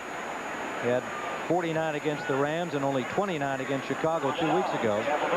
Well, you know, a lot of times what it takes, too, is, you know, you kind of get the idea that you're going to run the ball a little bit more. You get into that mindset, and it makes the going a lot easier as for an offense. First down, Tampa Bay at their own 28-yard line. Wilder fell into second place behind McNeil with his 49-yard day because Freeman McNeil had 173 Monday night against the Dolphins. Play action. DeBerg has got his man, and it's Jerry Bell. Bell close to midfield. But a hit right at the sideline marker from Hugh Green, his old Buck teammate, and William Judson, a 20-yard gain on the play. Tim, this time George Little pushed across the line of scrimmage and got some penetration. Here you see him in the middle, number 99. We'll get back to him again. He's putting pressure on DeBerg. DeBerg able to roll out and get it off to Jerry Bell. But that's one of the things they need from their nosemen. You know, they got to have somebody that's putting pressure on the backfield and making things happen. Jerry Bell is 5 catches today and 89 yards, getting a well-deserved little breather. First down, Buccaneers marching upfield at their own 48. DeBerg for Kevin House. First down, Buccaneers to the 32-yard line. See, that's all that DeBerg needed is just, you know, drop back, throw the ball a little bit, have some fun, and be loose. 20-yard gain again. Judson and Bud Brown on the coverage.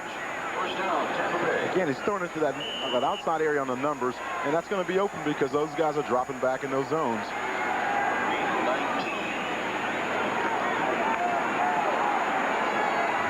The ball at the 33-yard line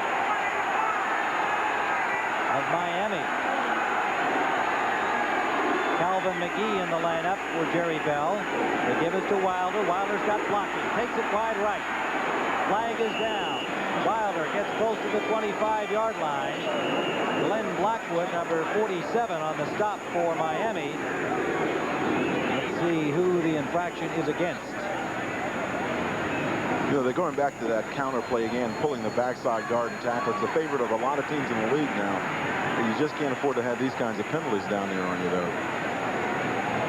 It is against the Buccaneers. They had a good drive going, and now we'll back it up 10 yards. Holding, number 86. Offense, still first down. Well, that's Calvin McGee, who had come in to give Jerry Bell a little rest, and the 5th penalty taken by the Bucs. And Miami also has 5. As Lehman Bennett says, gosh, gang, we had it moving there. Let's see if we can get it right back. They're hurting themselves again, and that's something they can't afford to do in this ball game, not against Miami. Slot formation left. Wilder the lone setback. Wilder trying to go straight ahead, is stacked up in the middle.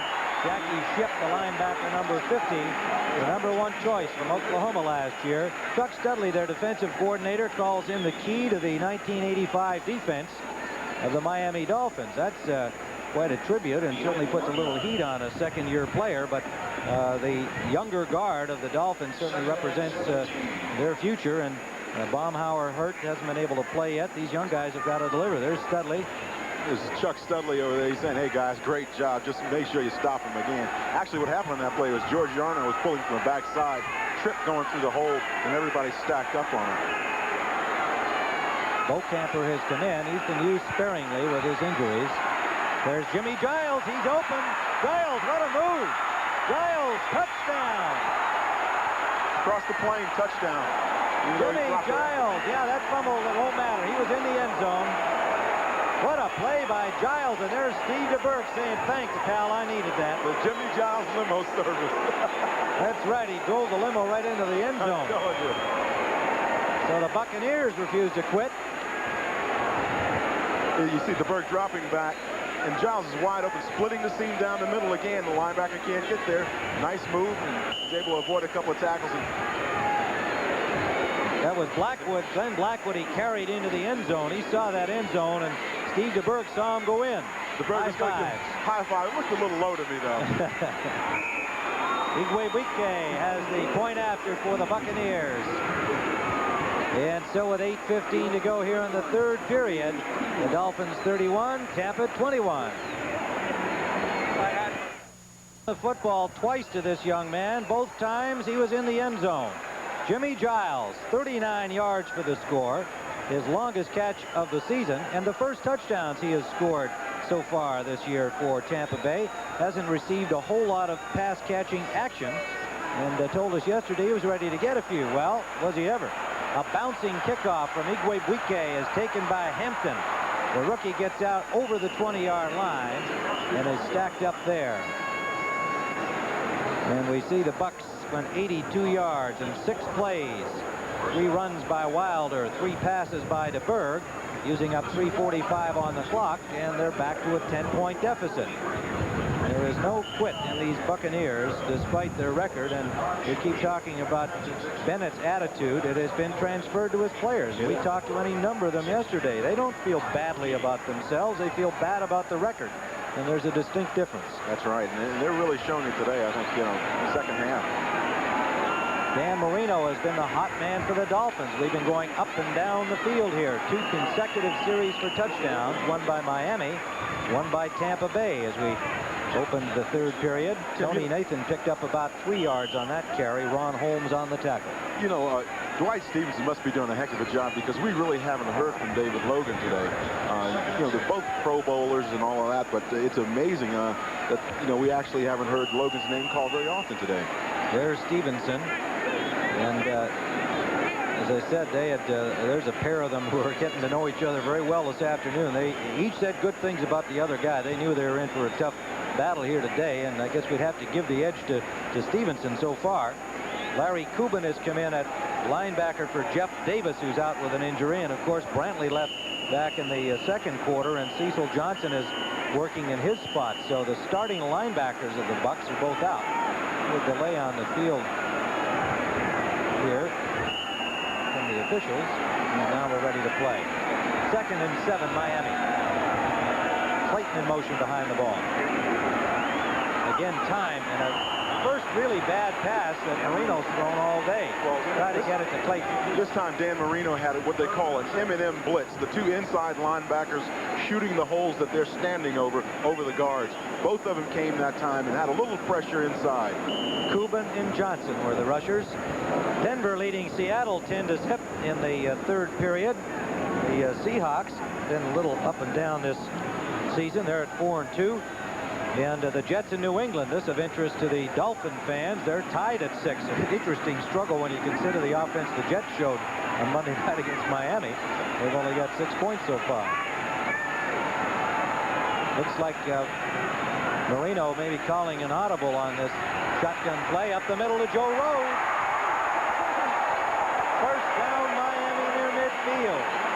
Sully made the initial hit. 24-yard gain. Well, if Dan Marino did, in fact, change that play at the line of scrimmage, he made a good call. He absolutely did. You know, he saw that they were number one in the four-man line. It came with the twist. Marino read the defense very well, though. Checked off. Joe Rose gets a nice catch downfield. Joe Rose, 28 years old, a 6-year man from California. Greenwood made the tackle on him. Rose has got 2 catches for 66. Had that chance at a touchdown, but fell down, trying to keep his balance on the last catch. This is Davenport. Davenport plows for about 5 yards. Both Davenport and Woody Bennett have ankle injuries, and Bennett hasn't played at all. He missed Monday night's game. Davenport's obviously not quite as serious, but he's not running at 100%, this youngster from Louisville. There's Woody Bennett, a 7-year man from Miami. You know, one of the things that Don Shula does so well, though, is in the personnel area, he's always covering himself, having good athletes available to play when the front line goes down, and he practices in that way. 2nd down and 6. Short drop by Marino. Quick flare out for Tony Nathan, and the ball didn't arrive for him. Got a hand on it, that was all. He had Chris Washington coming in his face, putting a little pressure on him. I'm sure he couldn't peek out there and see Nathan as well as he'd like to. Chris Washington in Hugh Green's old spot on the right side, having shifted from the left. That opened a job over there, and Keith Browner has been sharing that with Irvin Randall, the rookie from Baylor. Here's Randall in there now.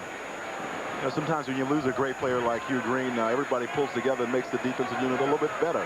And it's really surprising, but that's the way it works on a team. 3rd and 5, Miami. Somewhat of a big play in this game right now. Lots of time for Marino.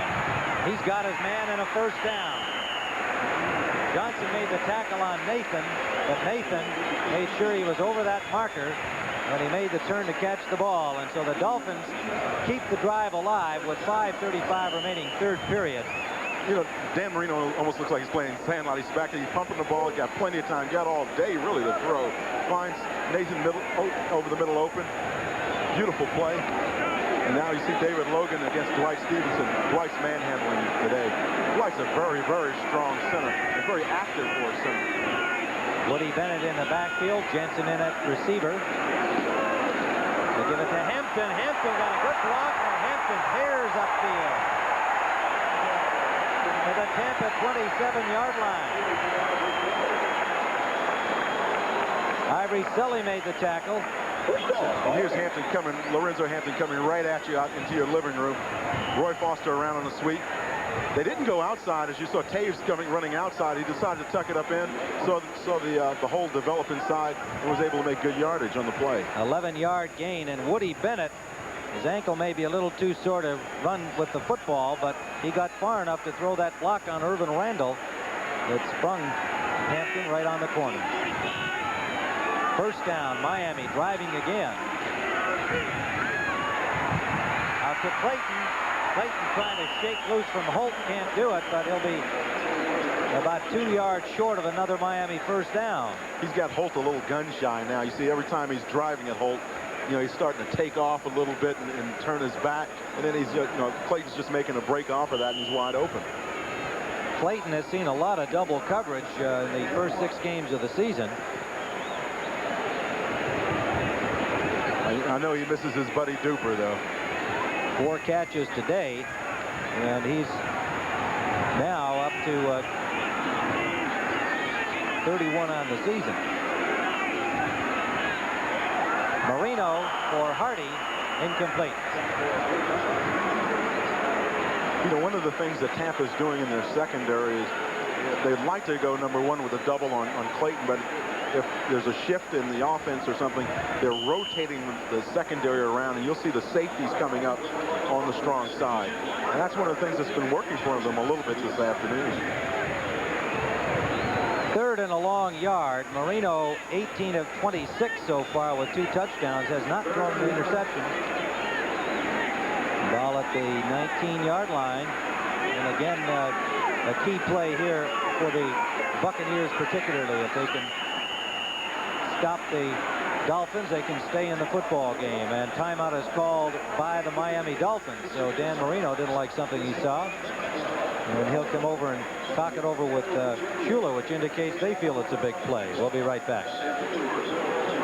Eastern time, Ohio State beat Purdue yesterday, and Minnesota defeated Indiana. They're both 5-1, a big game in the Big Ten. All right, 3rd down and 2. This is Hampton. He's got it, and then some. Hampton falls down at the 4-yard line. Sully forcing him to go wider than he wanted to, and he lost his balance, or he would have been in the end zone. So we're going to get a look at a toss play. Now you watch Marino tossing the ball back to him. Woody Bennett throws a key block in here that springs him around the corner. There you see the key block right there. Took out 2 guys, really, and Lorenzo Hampton's able to make good yardage on the play. 12 carries, 78 yards for the rookie Hampton. Carl Morgan comes in to make 5 down linemen here as the Dolphins are on the doorstep again. A big 3rd down play. They converted and have themselves ready to go in. Rolling is Marino. Touchdown! Bruce Hardy.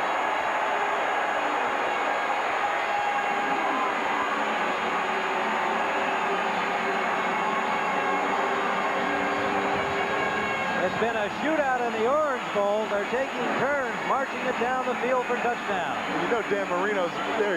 Nice rollout, and Hardy's really, you know, he's hungry for a touchdown pass, as he kind of intimated to us earlier. Good play. This Dan Hardy getting a break now. Got to get that breather before the action starts again. For the point after, Fuad Reveiz. Non-stop holding. If you like offense, we've had it in the Orange Bowl. 2:46 to play, 3rd quarter. Miami 38, Tampa 21.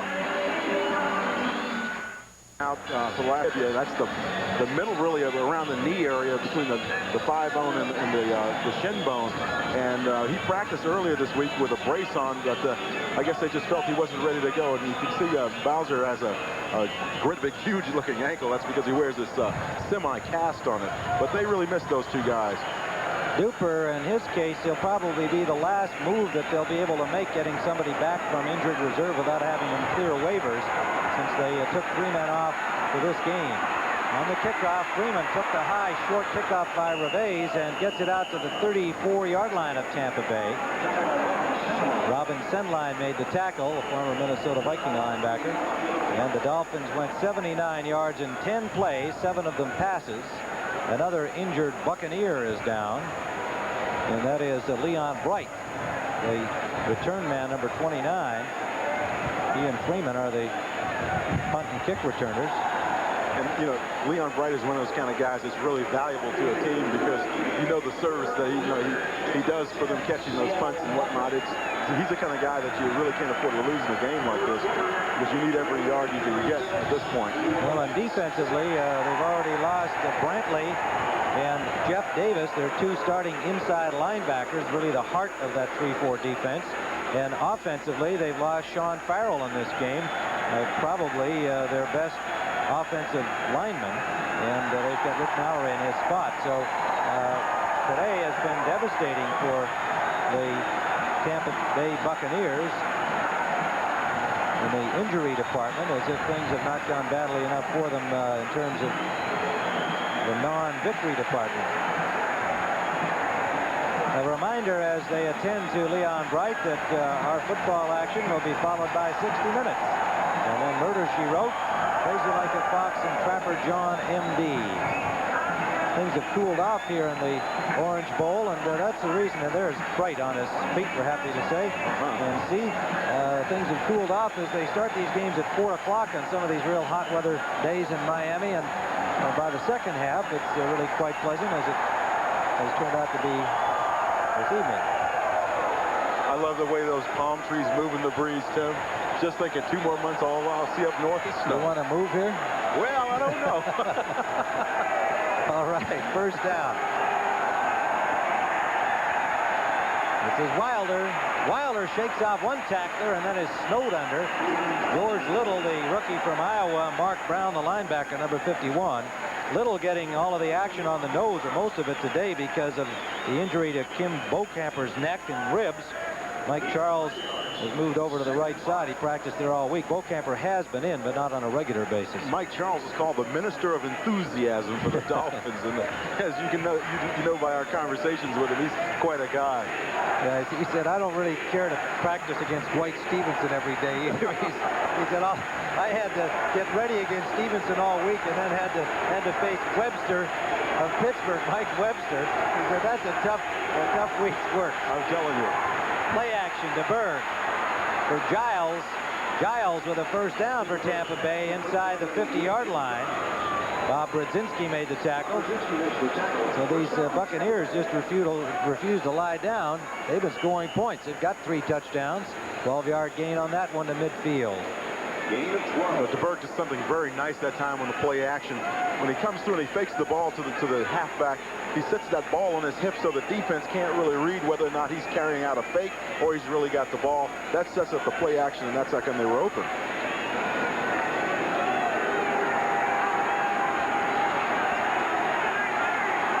First down. Wilder trying to get wide. At the block from Giles and picked up about 5. A flag on the play. Giles was trying to block 2 Dolphins, and we'll see which way the penalty goes. It's going to go against Giles, I believe. Jackie Shipp made the tackle on Wilder downfield. I saw George Yarno running over there trying to tell the official to put the flag back in his pocket or something. Because they're on a drive now. They don't want to get stopped by something like this. Well, I think that was a question of there's Yarno, and it looked to me like Giles had to deal with 2 guys. Number 88, offense, still first down. It's tough enough to block one guy, so I'm sure it was probably an instinctive grab at a piece of the other guy. I said, hey, you know, there were 2 of them, so I had to use my hands. Give me a break. DeBerg so far is 4 of 4 in this second half and a touchdown. He's got 2 touchdowns passing on the day. Wilder has the other one running. Marino's passed for 3 touchdowns. 57 seconds remaining in the 3rd quarter. 38-21 Dolphin lead. Lots of time for DeBerg, and it is complete. Jimmy Giles, his 3rd catch. To the 45-yard line. Was that ball tipped by a Dolphin before it got there? It was directly in front of my view here, and it looked like it might have been deflected a little. Let's see. No, what happened was Jimmy Giles reached back and one-handed it. Wow! Actually snatched it. What a back. great catch. Jackie Shipp was very close to tipping it, but I don't think he did. I think Giles just scooped it in with one hand. Terrific catch. Blackwood and Judson pulled him down. Giles' 4th catch of the afternoon for 81 yards. 2 touchdowns. Superb catch. 2nd and 5. DeBerg gets time, and it is incomplete. Just overthrown. Well, you know, if you saw that time, Hugh Green came on the blitz again, but James Wilder was waiting there for him. And it was intended for Jerry Bell. So the gun sounds. The end of the 3rd quarter. The score, Miami 38, Tampa Bay 21. Here comes Hugh Green. We now pause for a word from your local station. Tim Ryan and Dan Jiggins, we begin the 4th quarter with Miami leading 38-21. Tampa Bay has the football, and they have no intention of giving up on this one. They've been moving the football, and they have it in Dolphin territory. DeBerg intended for Giles, and evidently a miscue on the route there. It goes incomplete. Yeah, he had to throw him a little bit, but you know, it's always one of those things where you can't blame it on one guy or the other unless you know the offense well enough. Jimmy's smiling like, well, we'll get it the next time. So Tampa Bay will have to punt. They're only 1 of 5 on those 3rd down conversions, and that one was a fairly important one. Miami has showed a very consistent offense this afternoon, bouncing back from their loss at the hands of the New York Jets on Monday night. They've scored on almost every possession. Garcia's punt angled, trying to hit the corner, landed right on the goal line, but will go into the end zone. And a touchback. Frank Garcia, Gobi and Garcia, 2 of the premier punters in football, but they haven't really had too many punts today. That was a 45-yarder. Well, Sean Farrell, your buddy from Long Island, Dan Jiggets, has had to take off the uniform, and you know how that pains him as much as his hamstring does right now. Absolutely, you know, because he's one of those kind of guys that comes to play every down, every game, and that's just the kind of person he is. He's very intense and loves to play the game. And Plus, it's really, he's not getting his Hugh Green time if he's out of uniform. That's right. He was really looking forward to mixing it up a little bit with you. First down, Dolphins from their own 20-yard line. Jensen in motion back to the ball. They give to Tony Nathan. Nathan picks up a yard or two out the right side. And Keith Browner made the tackle. The linebacker number 57 on the left side. And it looks like we still have Kubin and Johnson. We'll double check that. Both Davis and Brantley, the starting inside linebackers, injured. Larry Kubin picked up on as a free agent from Washington. 4-year man from Penn State.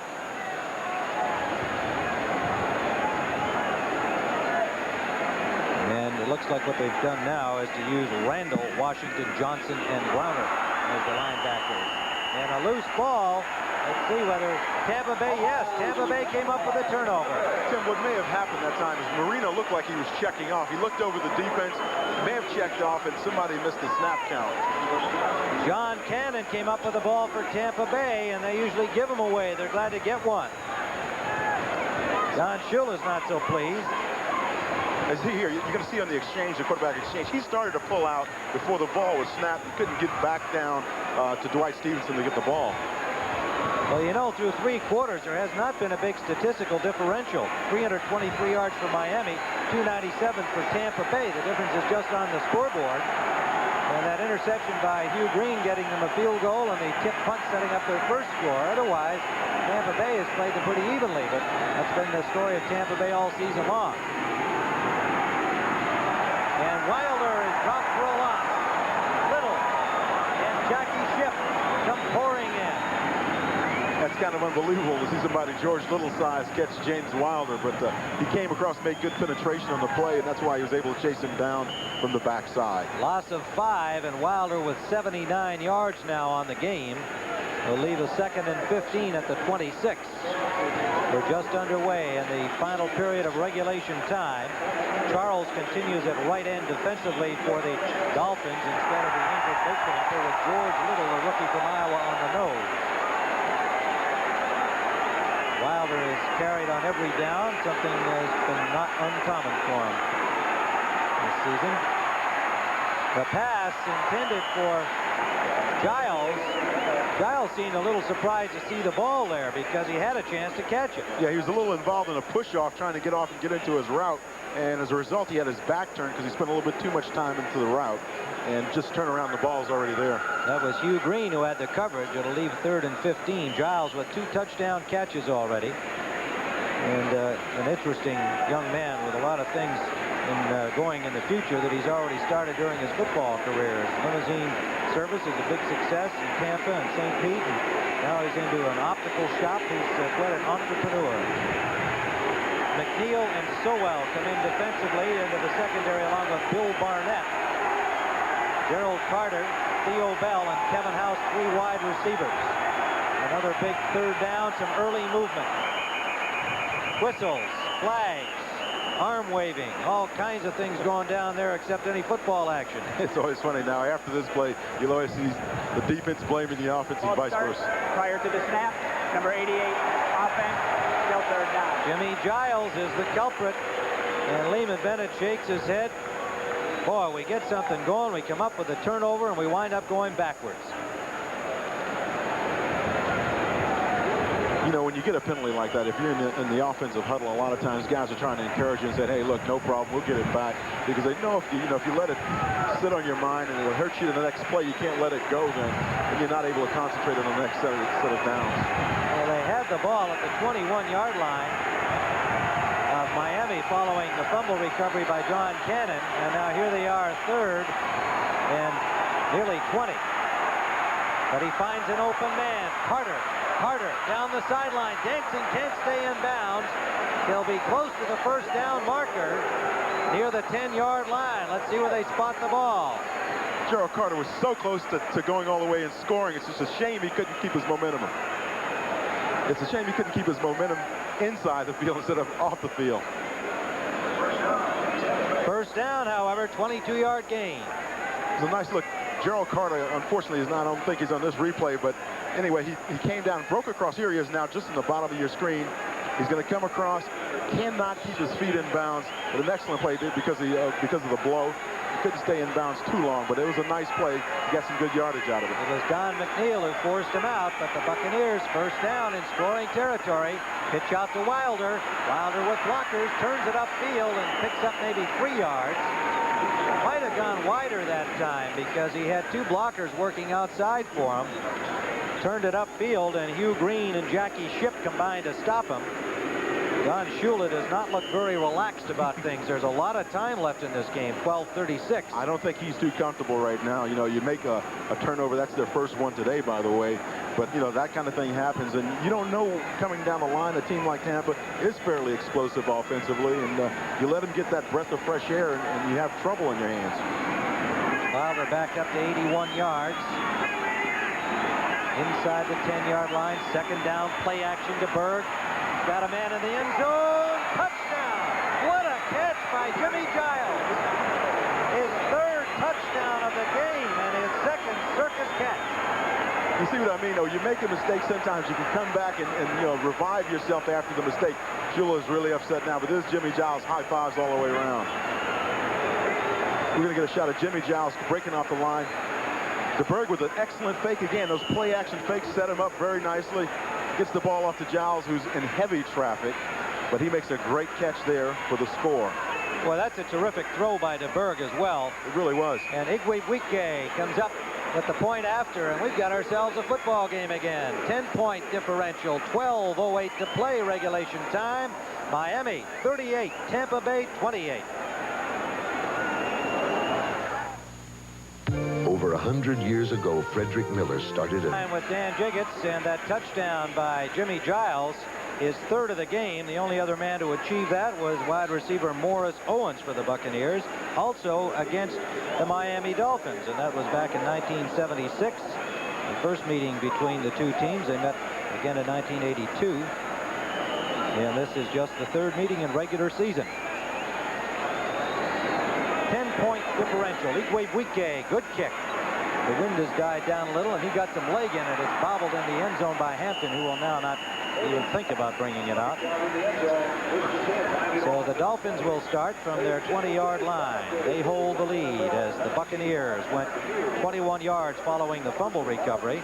3 passes, 2 runs by Wilder, and the 3rd touchdown pass of the game, all 3 of them for the Buccaneers, to Jimmy Giles.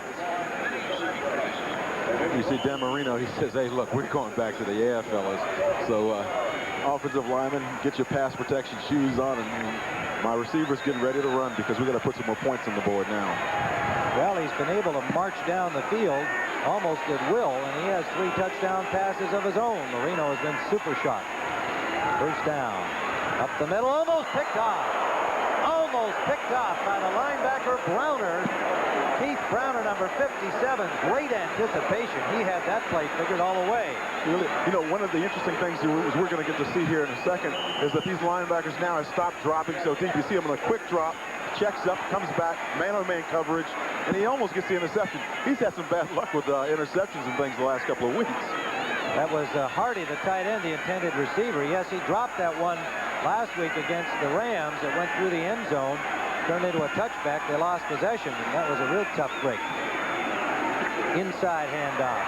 Tony Nathan breaks 1 tackle, used the official as a blocker, and picked up another couple. Ivory Sully pulled him down. It'll leave a 3rd down and 2. 64 yards rushing on 11 carries for Tony Nathan. Here comes the old man, Nat Moore. You know, it seems like Nat's been around for ages. I remember he was playing, I think, when I was in high school. But he's still out there, still going at it. In his 12th year from Florida. The beautiful part about it is he's been able to play college and pro football at home. Moore and Harris really represent the old receiving core of the Dolphins. Quick pass out to Moore, and he's got the first down. John Holt had the coverage. Nat Moore moves the Dolphins upfield. You know, one of the things Don Shula really likes is players who are intelligent and know how to, you know, they have a very good grasp of the game. They understand it very well. You see Don Strock, he's been around for ages too. When Don Shula gets a hold of these kinds of players, he keeps them around. And you mentioned that their practice habits too, how they get all of the second team players involved in the actual game plan for the week. Not all the head coaches around the league do that. That's right, and then the problem is if you have somebody go down, the second team guy's not ready to play. And that's just the opposite of the Dolphins. They're ready. Davenport hit right at the line of scrimmage. Straightened up and flung down by Cecil Johnson, the 9-year veteran from Pittsburgh.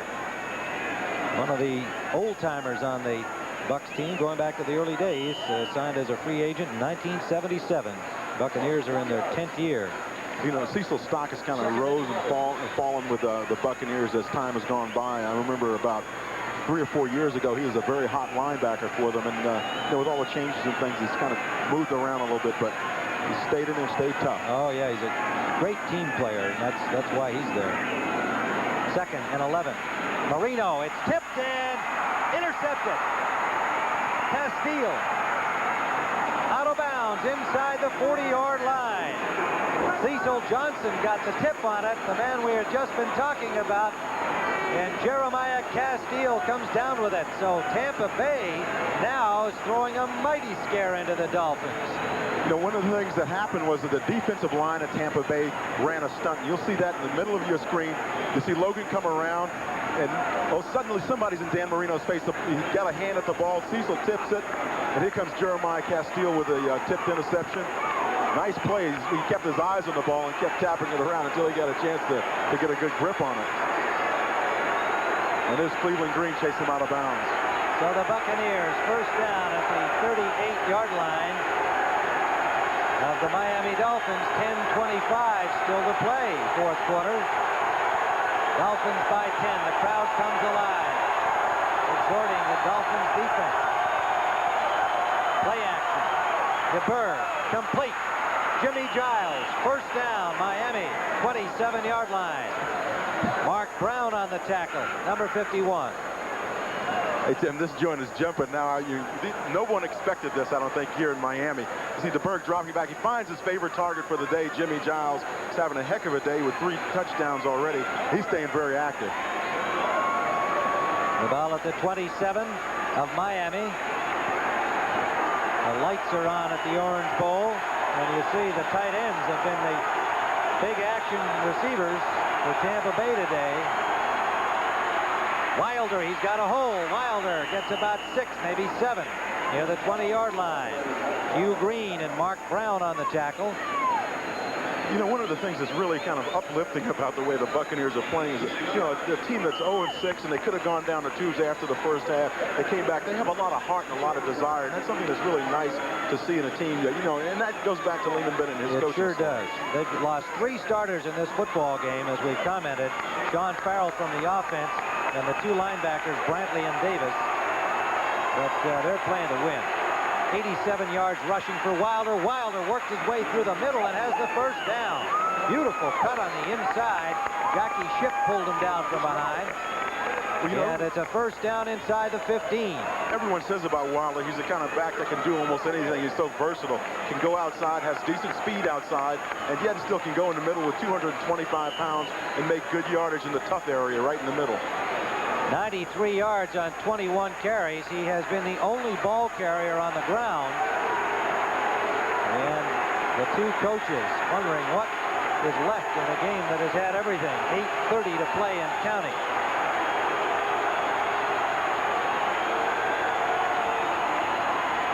Wilder hit behind the line and dropped for a loss. 3 Dolphins were in there, led by George Little, the rookie from Iowa, their number 2 pick. He's had most of the action at nose tackle today because of the injury to Kim Bocamper. Charles playing outside at right end. Loss of 1.5 yards. Mark Brown and Hugh Green came in and also gave him company in the backfield on, you know, basically a blitz right off the ball. It's a read blitz kind of thing where they see it's going to be a run play. They're coming across the line of scrimmage and making something happen. 2nd and 12. Plays signaled in from the sidelines by the quarterbacks, Risher and Young, with Jimmy Ray, the offensive coordinator, leaning on his crutches. The broken leg suffered in the car accident. DeBerg. Giles. Giles will score. Touchdown. Jimmy Giles, 4 TDs today.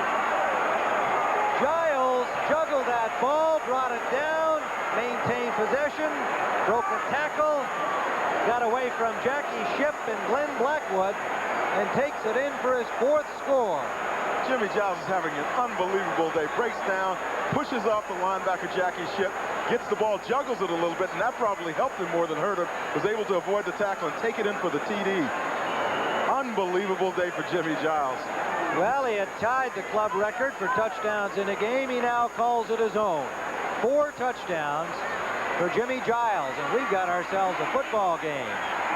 It's been a football game all along when you think about it. You know, the funny thing was yesterday Jimmy Giles told us that the priest said they were going to win. The priest of Mississippi. That's right. Was right. And his parents are here watching this game from Mississippi. We'll be right back. To buy sunglasses at Jimmy's shop tomorrow, the way he's playing, Dan. I'm telling you, you know, it's funny, the other day he told us about his mother coming from Mississippi and her having talked to the priest before she left, and he gave her a blessing and said that the Buccaneers are going to win, and certainly they're going a long way towards that today. They trail by 3. Igwe Buike's kickoff taken in the end zone by Hampton, who will not bring it out. He's 5 yards deep. And the Dolphins will start from their 20-yard line. We have had a quarterbacks duel today. DeBerg and Dan Marino. Marino has been razor sharp until the last pass, the interception by Castile that set up the touchdown that has brought Tampa Bay to within 3 points. 2 turnovers by the Dolphins have resulted in 14 Tampa points, and the Hugh Green interception produced only a field goal. And in many ways, that was a very big series of defensive plays, keeping them out of the touchdown on that series. This is Hampton. Hampton picks up about 4. A flag is down as he got near the 25. Irvin Randall, the rookie linebacker from Baylor, and there's a little extra added scuffling going on downfield. You don't have to be too brave to go after the smallest guy on the field, Mark Clayton. Give him a break, guys. Steve DeBerg is 15 of 26, 269 yards and 4 touchdowns. Clearly his best day of the season. Holding is signaled against the Dolphins. Dan Marino is 20 of 30, 219 yards and 3 touchdowns. And again, we reiterate that Dan has had 3 clean drops on him, so he could be having an even better day. Holding, number 57, offense, still first down. Don Shula watched his team come out here in the second half and continue their fine offensive play they had going in the first half, scoring on their first 2 possessions. However, on the last 2, they have had a fumble and an interception, and that's put the Bucs back in the game. 7:05 remaining, 4th quarter. Marino, screen pass. Nathan gets the blocks and picks up about 8 of the 10 they were set back with because of the holding penalty. Logan made the tackle. Tim, Nathan was very lucky on that screen pass because he did not wait for the offensive lineman to get out so it could develop a little bit. He kind of took off ahead of Giesler, and as a result of that, he didn't have the blocking that he might have had he waited just another split second to allow those big men to get out in front of it. Raymond Bennett showing confidence in his rookie linebacker Randall, opting to use him instead of the newcomer Larry Cuban, but Cuban a more experienced player in the league. With the injuries to Brantley and Davis, Randall getting full-time duty. Marino gets time, a man open in the middle. Short of the first down, but Nathan picked up another 8 yards and took a pretty good shot on the play. He sure did, but you know, they're working again in that little intermediate area in the middle of the field where they know those linebackers are both turning their backs and running to their zones, which are outside, then having to react and come back to the ball.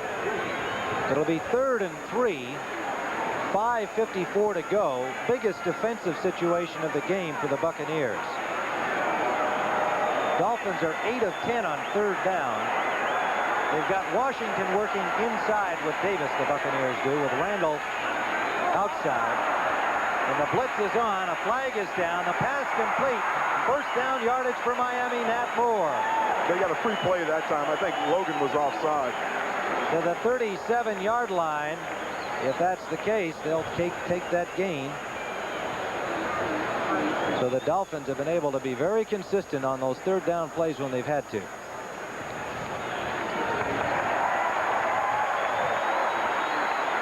Barry Seaman.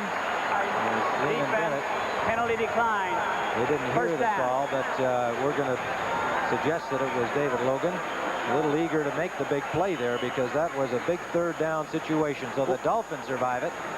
You know, sometimes you get in that situation, you try to anticipate the snap count to make the big play, and occasionally you guess wrong, but yeah, he's a great player, and he's always going to be, you know, out there making things happen. It's just too bad he got caught that time. First down, Miami at their own 38-yard line. Bennett and Hampton now the running backs. This is Lorenzo Hampton running behind Bennett. And a big hit on him right at the line of scrimmage by Jeremiah Castile. Did you see who else was in on the play? David Logan, sideline. He's got tremendous range for a nose tackle. You know, we're going to get a shot of him here. Watch him. He's getting off the block very nicely, and now he's chasing. And he's as fast as most running backs. It's an amazing thing for a big guy his size. He can really run. Nice play. No gain on the play. Matt Moore comes out. Bennett comes out. Tony Nathan back in. Clayton comes out to the left. Duriel Harris out to the right. 2nd and 10, Miami. They lead 38-35. Just trying to use up this clock. Marino, and it is complete to Clayton. Mark Clayton with a diving catch. John Holt on the coverage, saying the ball hit the ground. And it is ruled a completed pass and will be probably a first down. Clayton ran a nice out pattern. And the other thing, he's a heads-up player. You'll see him go down to the ground here, realize he hasn't been touched, get up and go for extra yardage. That's a heads-up player. There he goes. He's taking off, getting more. They will have to measure because there was contact by Holt, so he was down at that point where he made the diving catch. And they will measure, and it looks like they have. Yes, a first down, Miami. Clayton's 5th catch of the day for 50 yards. And a big one indeed to the 48-yard line. So the Dolphins, still in the driver's seat, have a first down with 4:28 to play and a 3-point lead. And they have been scared to death by these winless Buccaneers. You can believe Don Shula has not relaxed yet. They're not out of danger. We want to remind you to stay tuned for 60 minutes following our CBS football coverage today. Marino has come back with 4 straight completed passes following the interception. Give us to Nathan. Nathan pulled down for a loss at the 45-yard line by the rookie Ron Holmes. Jeff Tays that time had to take someone and block them that he was not supposed to. He's trying to pull around and get around the corner and give the running back, you know, some blocking on the corner. Was not able to because someone missed the block inside. So the running back is stripped of the ball of his blocker. The result, no yardage. Ron Holmes had 2 sacks against the Rams last week. The big rookie tight end trying to fill those shoes of Leroy Selman. David Logan is veteran nose tackle alongside him, says he's real proud of the way this youngster's been playing. 2nd and 12. Marino gets time deep downfield for Clayton, incomplete. Boy, he just let it fly and hoped Clayton would run under that one, and the coverage was there from Castile. And there's Jeremiah thinking maybe he had a shot at an intercept, but there was really too much mustard on the ball for either of those guys. That's right. But, you know, the good thing about it is now Miami's starting to stretch the defense a little bit, going downfield with some long balls. And that's something that they really needed to do, I think. Because now the underneath stuff will open up. If you have the defense thinking, well, they may go long again. Suddenly you're able to get that little pop pass and gain the yardage that you're looking for. 3rd and 12. Dolphins from their own 45, 3:18 remaining to play. Morgan and Howard are in defensively. 4 down linemen. Marino steps up in the pocket, gets it off, and he just threw it downfield. It'll bring up 4th down. So the pressure there by the Buccaneers, something they haven't had much of today, forced Marino know, to unload the ball perhaps a little prematurely. I think he thought he was going to get a little heat from the backside, so he let it fly. And I think he's just thrown the ball away, really. Well, he was throwing it away, but my point is that Clayton was open downfield, and he had eluded the initial rush and really he might have just been a little too eager to unload it. Reggie Roby, the big punter, standing at his 30-yard line. Mike Pryor is waiting for it. This is only the second punt of the day. I hope he remembers how to do it.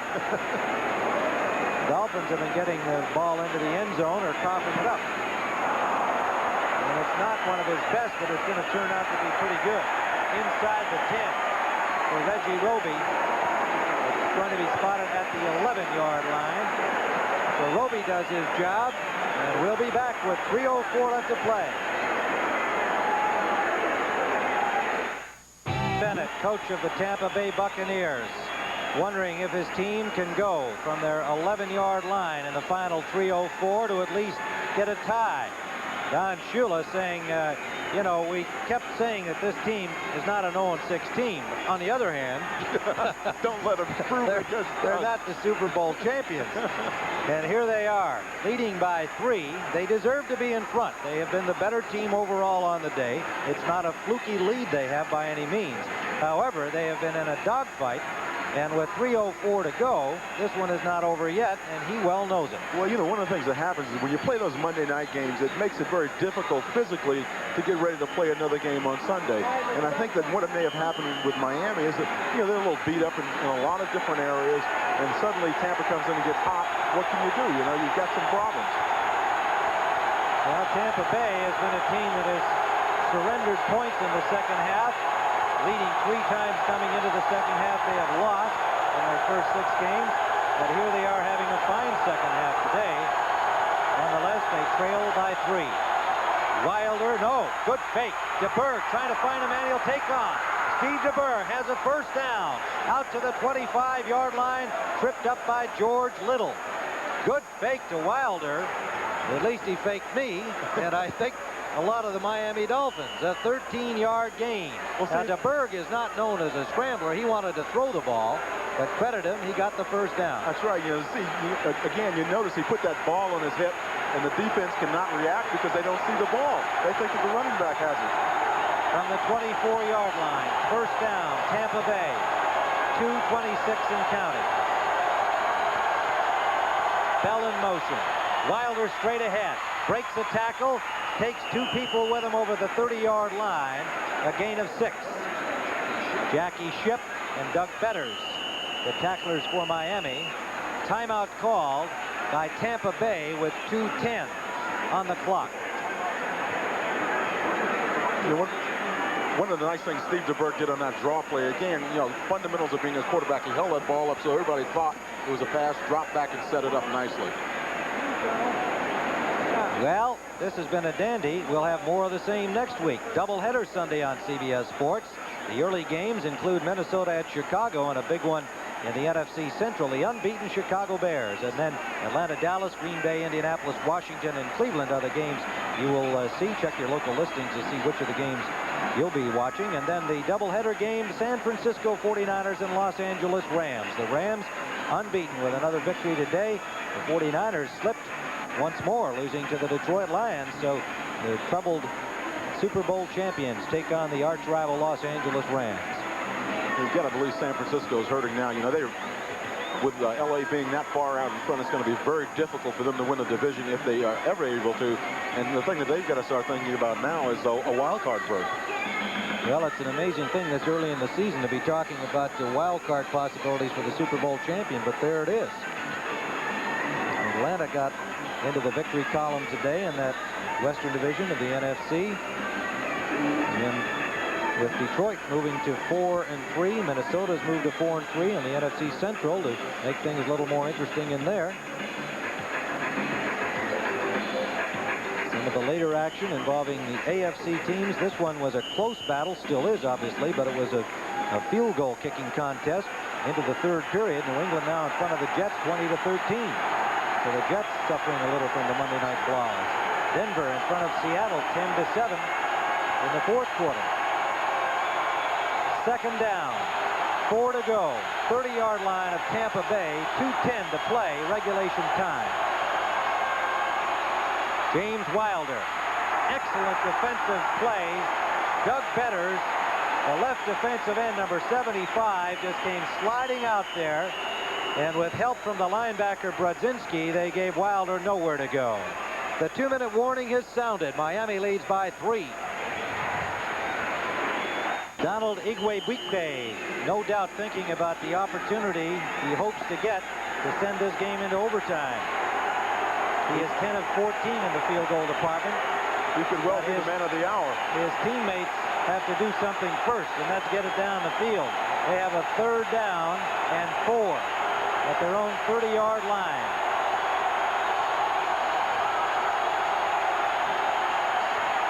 DeBerg gets time. He's got Kevin House, first down. Perfect strike to Kevin House. Paul Langford on the coverage, made the tackle, and his coverage was pretty good. House was inside him, and the pass was there. 22-yard gain. Excellent route and excellent throw on that play. It was, again, one of those timing type of passes. He had to get it there, and the break had to be made at the right time.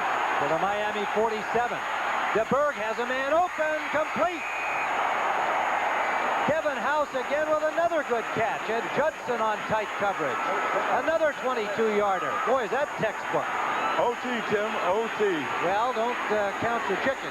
1:17 on the clock. The ball at the 25-yard line. DeBerg up the middle for Giles. Can't make the catch. On the coverage, the safety, Glenn Blackwood, number 47. The clock is stopped with 1:04 remaining. Jimmy Giles ran a nice pattern, but the only thing was the ball's a little bit out in front of him. He had to extend out to try to catch it. He couldn't have scored anyway, but he's just, you see him here just reaching for the ball, just couldn't get it right on his fingertips. Too bad, because he's having an excellent day. Well, that was excellent coverage by Glenn Blackwood. It really was. Looked like he got a hand on there, too, as the ball arrived. DeBerg is now up to 313 yards, 17 of 29, 4 touchdowns. No matter who you're cheering for in this game, you've got to feel good about the day that this guy's had, because he has had nothing but flack for 6 consecutive weeks. 2nd and 10. Lots of time. Short pass. He's got blockers in front. What a play defensively on Wilder by Bob Brodzinski. He broke up 2 blockers and made the tackle on Wilder. Brilliant work by Bob Brodzinski, and he's playing hurt. He really is. You know, we saw him limping around the other day at practice. He made a great play here. He took on the blockers and was able to take out the interference. Although I do believe James Wilder should have turned up outside on the sideline. You'll see some room on the sideline for him to run, but he didn't pick the right hole, apparently. Now you'll see the room on the sideline. He tried to tuck it up inside and didn't make the yardage. Tampa Bay's taken their 2nd timeout. They've got 1 remaining. Igwebuike preparing on the sideline. The ball is at the 20-yard line. 3rd down and 6 for the first down. A 3-point differential and an exciting football game. That when it began, the way Miami was moving the football, it appeared like we would have a rout. They led 14-0 in the first period. And here we are with 53 seconds left and just a 3-point differential. Anything can happen. Well, Tim, you know, when we talked the other day, we felt that this game might be a barn burner type of a game with a lot of offense. And you know, it was very prophetic of us to make that way, I think, because that's exactly what has happened today. Lehman Bennett says, maybe this is our day. Maybe this is our night. It is dark in Miami now. Mac Moore has come in, the pass rusher. Don McNeil, the nickelback. Defensively for Miami. Also Robert Sowell, 4 backs, or rather 6 backs in the secondary for the Dolphins. Slot formation left. The crowd alive. Theo Bell in motion. The pass for Giles incomplete. There was pressure on DeBerg. He threw it a second earlier than he wanted to. Glenn Blackwood. That time Miami loaded up the line of scrimmage. Absolutely. They loaded up the line of scrimmage and tried to come with everybody they possibly could who didn't have to cover somebody. Here comes Donald Igwebuike. He has 10 of 14 field goals. His long is from 51 yards away. He's kicking into the wind. The wind has gone down considerably from earlier in the day. This one will be from 38 yards. In that category, he is 4 of 5. From 30 to 39 yards. Risher the holder. It is good. Donald Igwebuike has tied it up. 43 seconds to play. Overtime, Tim. 43 seconds to play. Anything can happen. There's Donald. He knows he's punched it through. He's the happiest man on the field right now. All right. Yeah. It's a Nigerian high five there. He is now 4 of 5 from that distance. And make it 5 of 6 from that distance. And 11 of 14. We're tied at 38 as the Buccaneers went 69 yards in 9 plays. In 2 minutes and 21 seconds, they got the tying field goal. And the Dolphins will now construct a 43-second offense for Dan Marino and company. It has been a shootout in the Orange Bowl. DeBerg and Marino at the top of their form. Each has had 1 interception. DeBerg has thrown for 4 touchdowns, Marino for 3. Let's see if Igwebuike tries to squib the ball on the ground instead of putting it up in the air. That's a tactic sometimes they use on kickoffs to prevent the long run back.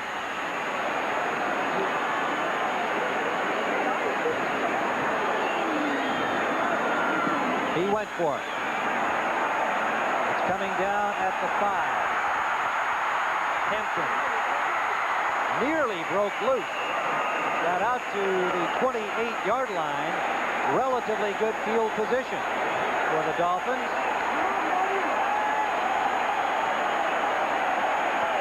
Miami is fortunate that they saved 2 of their timeouts, and they're really going to need them on this drive with only 38 seconds to get into field goal position or to score a touchdown. They'll be starting from their 28-yard line with 38 seconds to play. Well, a crowd of more than 60,000 here at the Orange Bowl has had more than their money's worth in this twilight football game. There has been excitement aplenty. 3 wide receivers, all out to the right side. Marino comes to the near side. Whoa, they tried the lateral, and fortunately for Miami, it went out of bounds. The flea flicker, Daryl Harris to Tony Nathan, and the hit on Harris popped the ball up, but it went out of bounds. Miami almost got too cute on the play. Now you'll watch Daryl Harris catch the ball. He's trying to flip it back.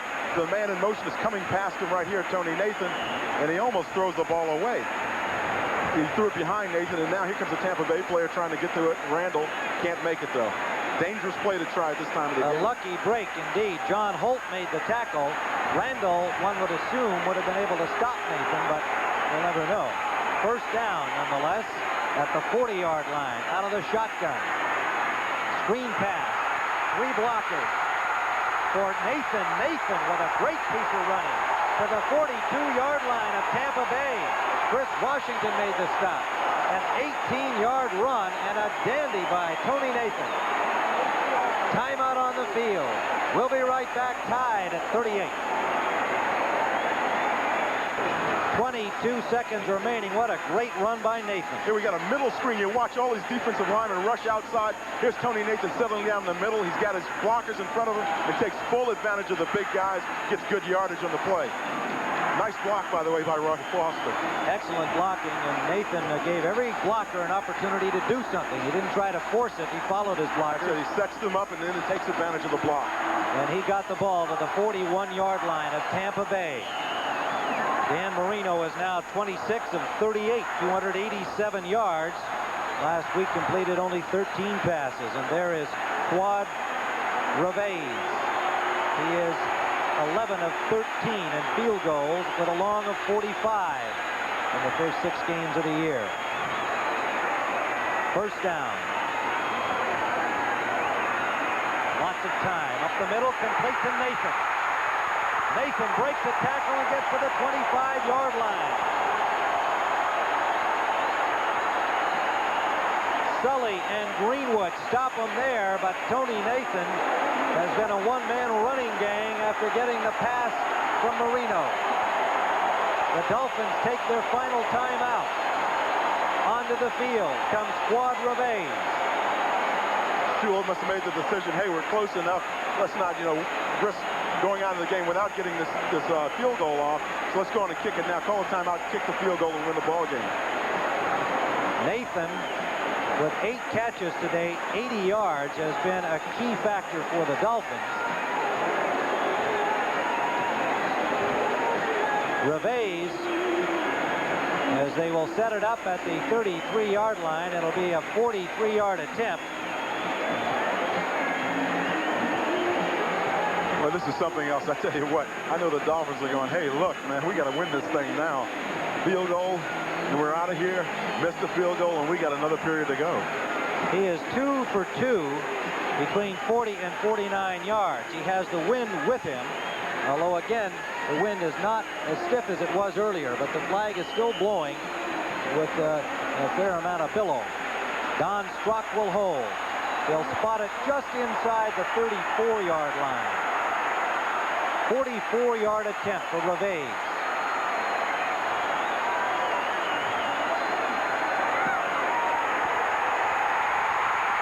It is good.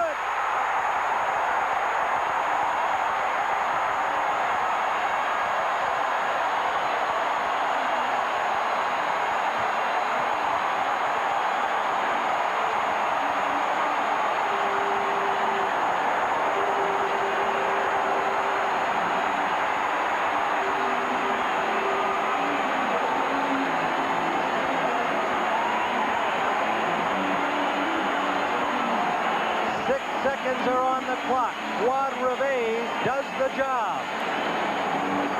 Strock goes, hey, way to go, buddy. From Miami Sunset High School and the University of Tennessee, Don Shula finally has had something to cheer about. He has been a disturbed man watching the Bucs close and close and close. And officially the field goal is called 43 yards for Fuad Reveiz.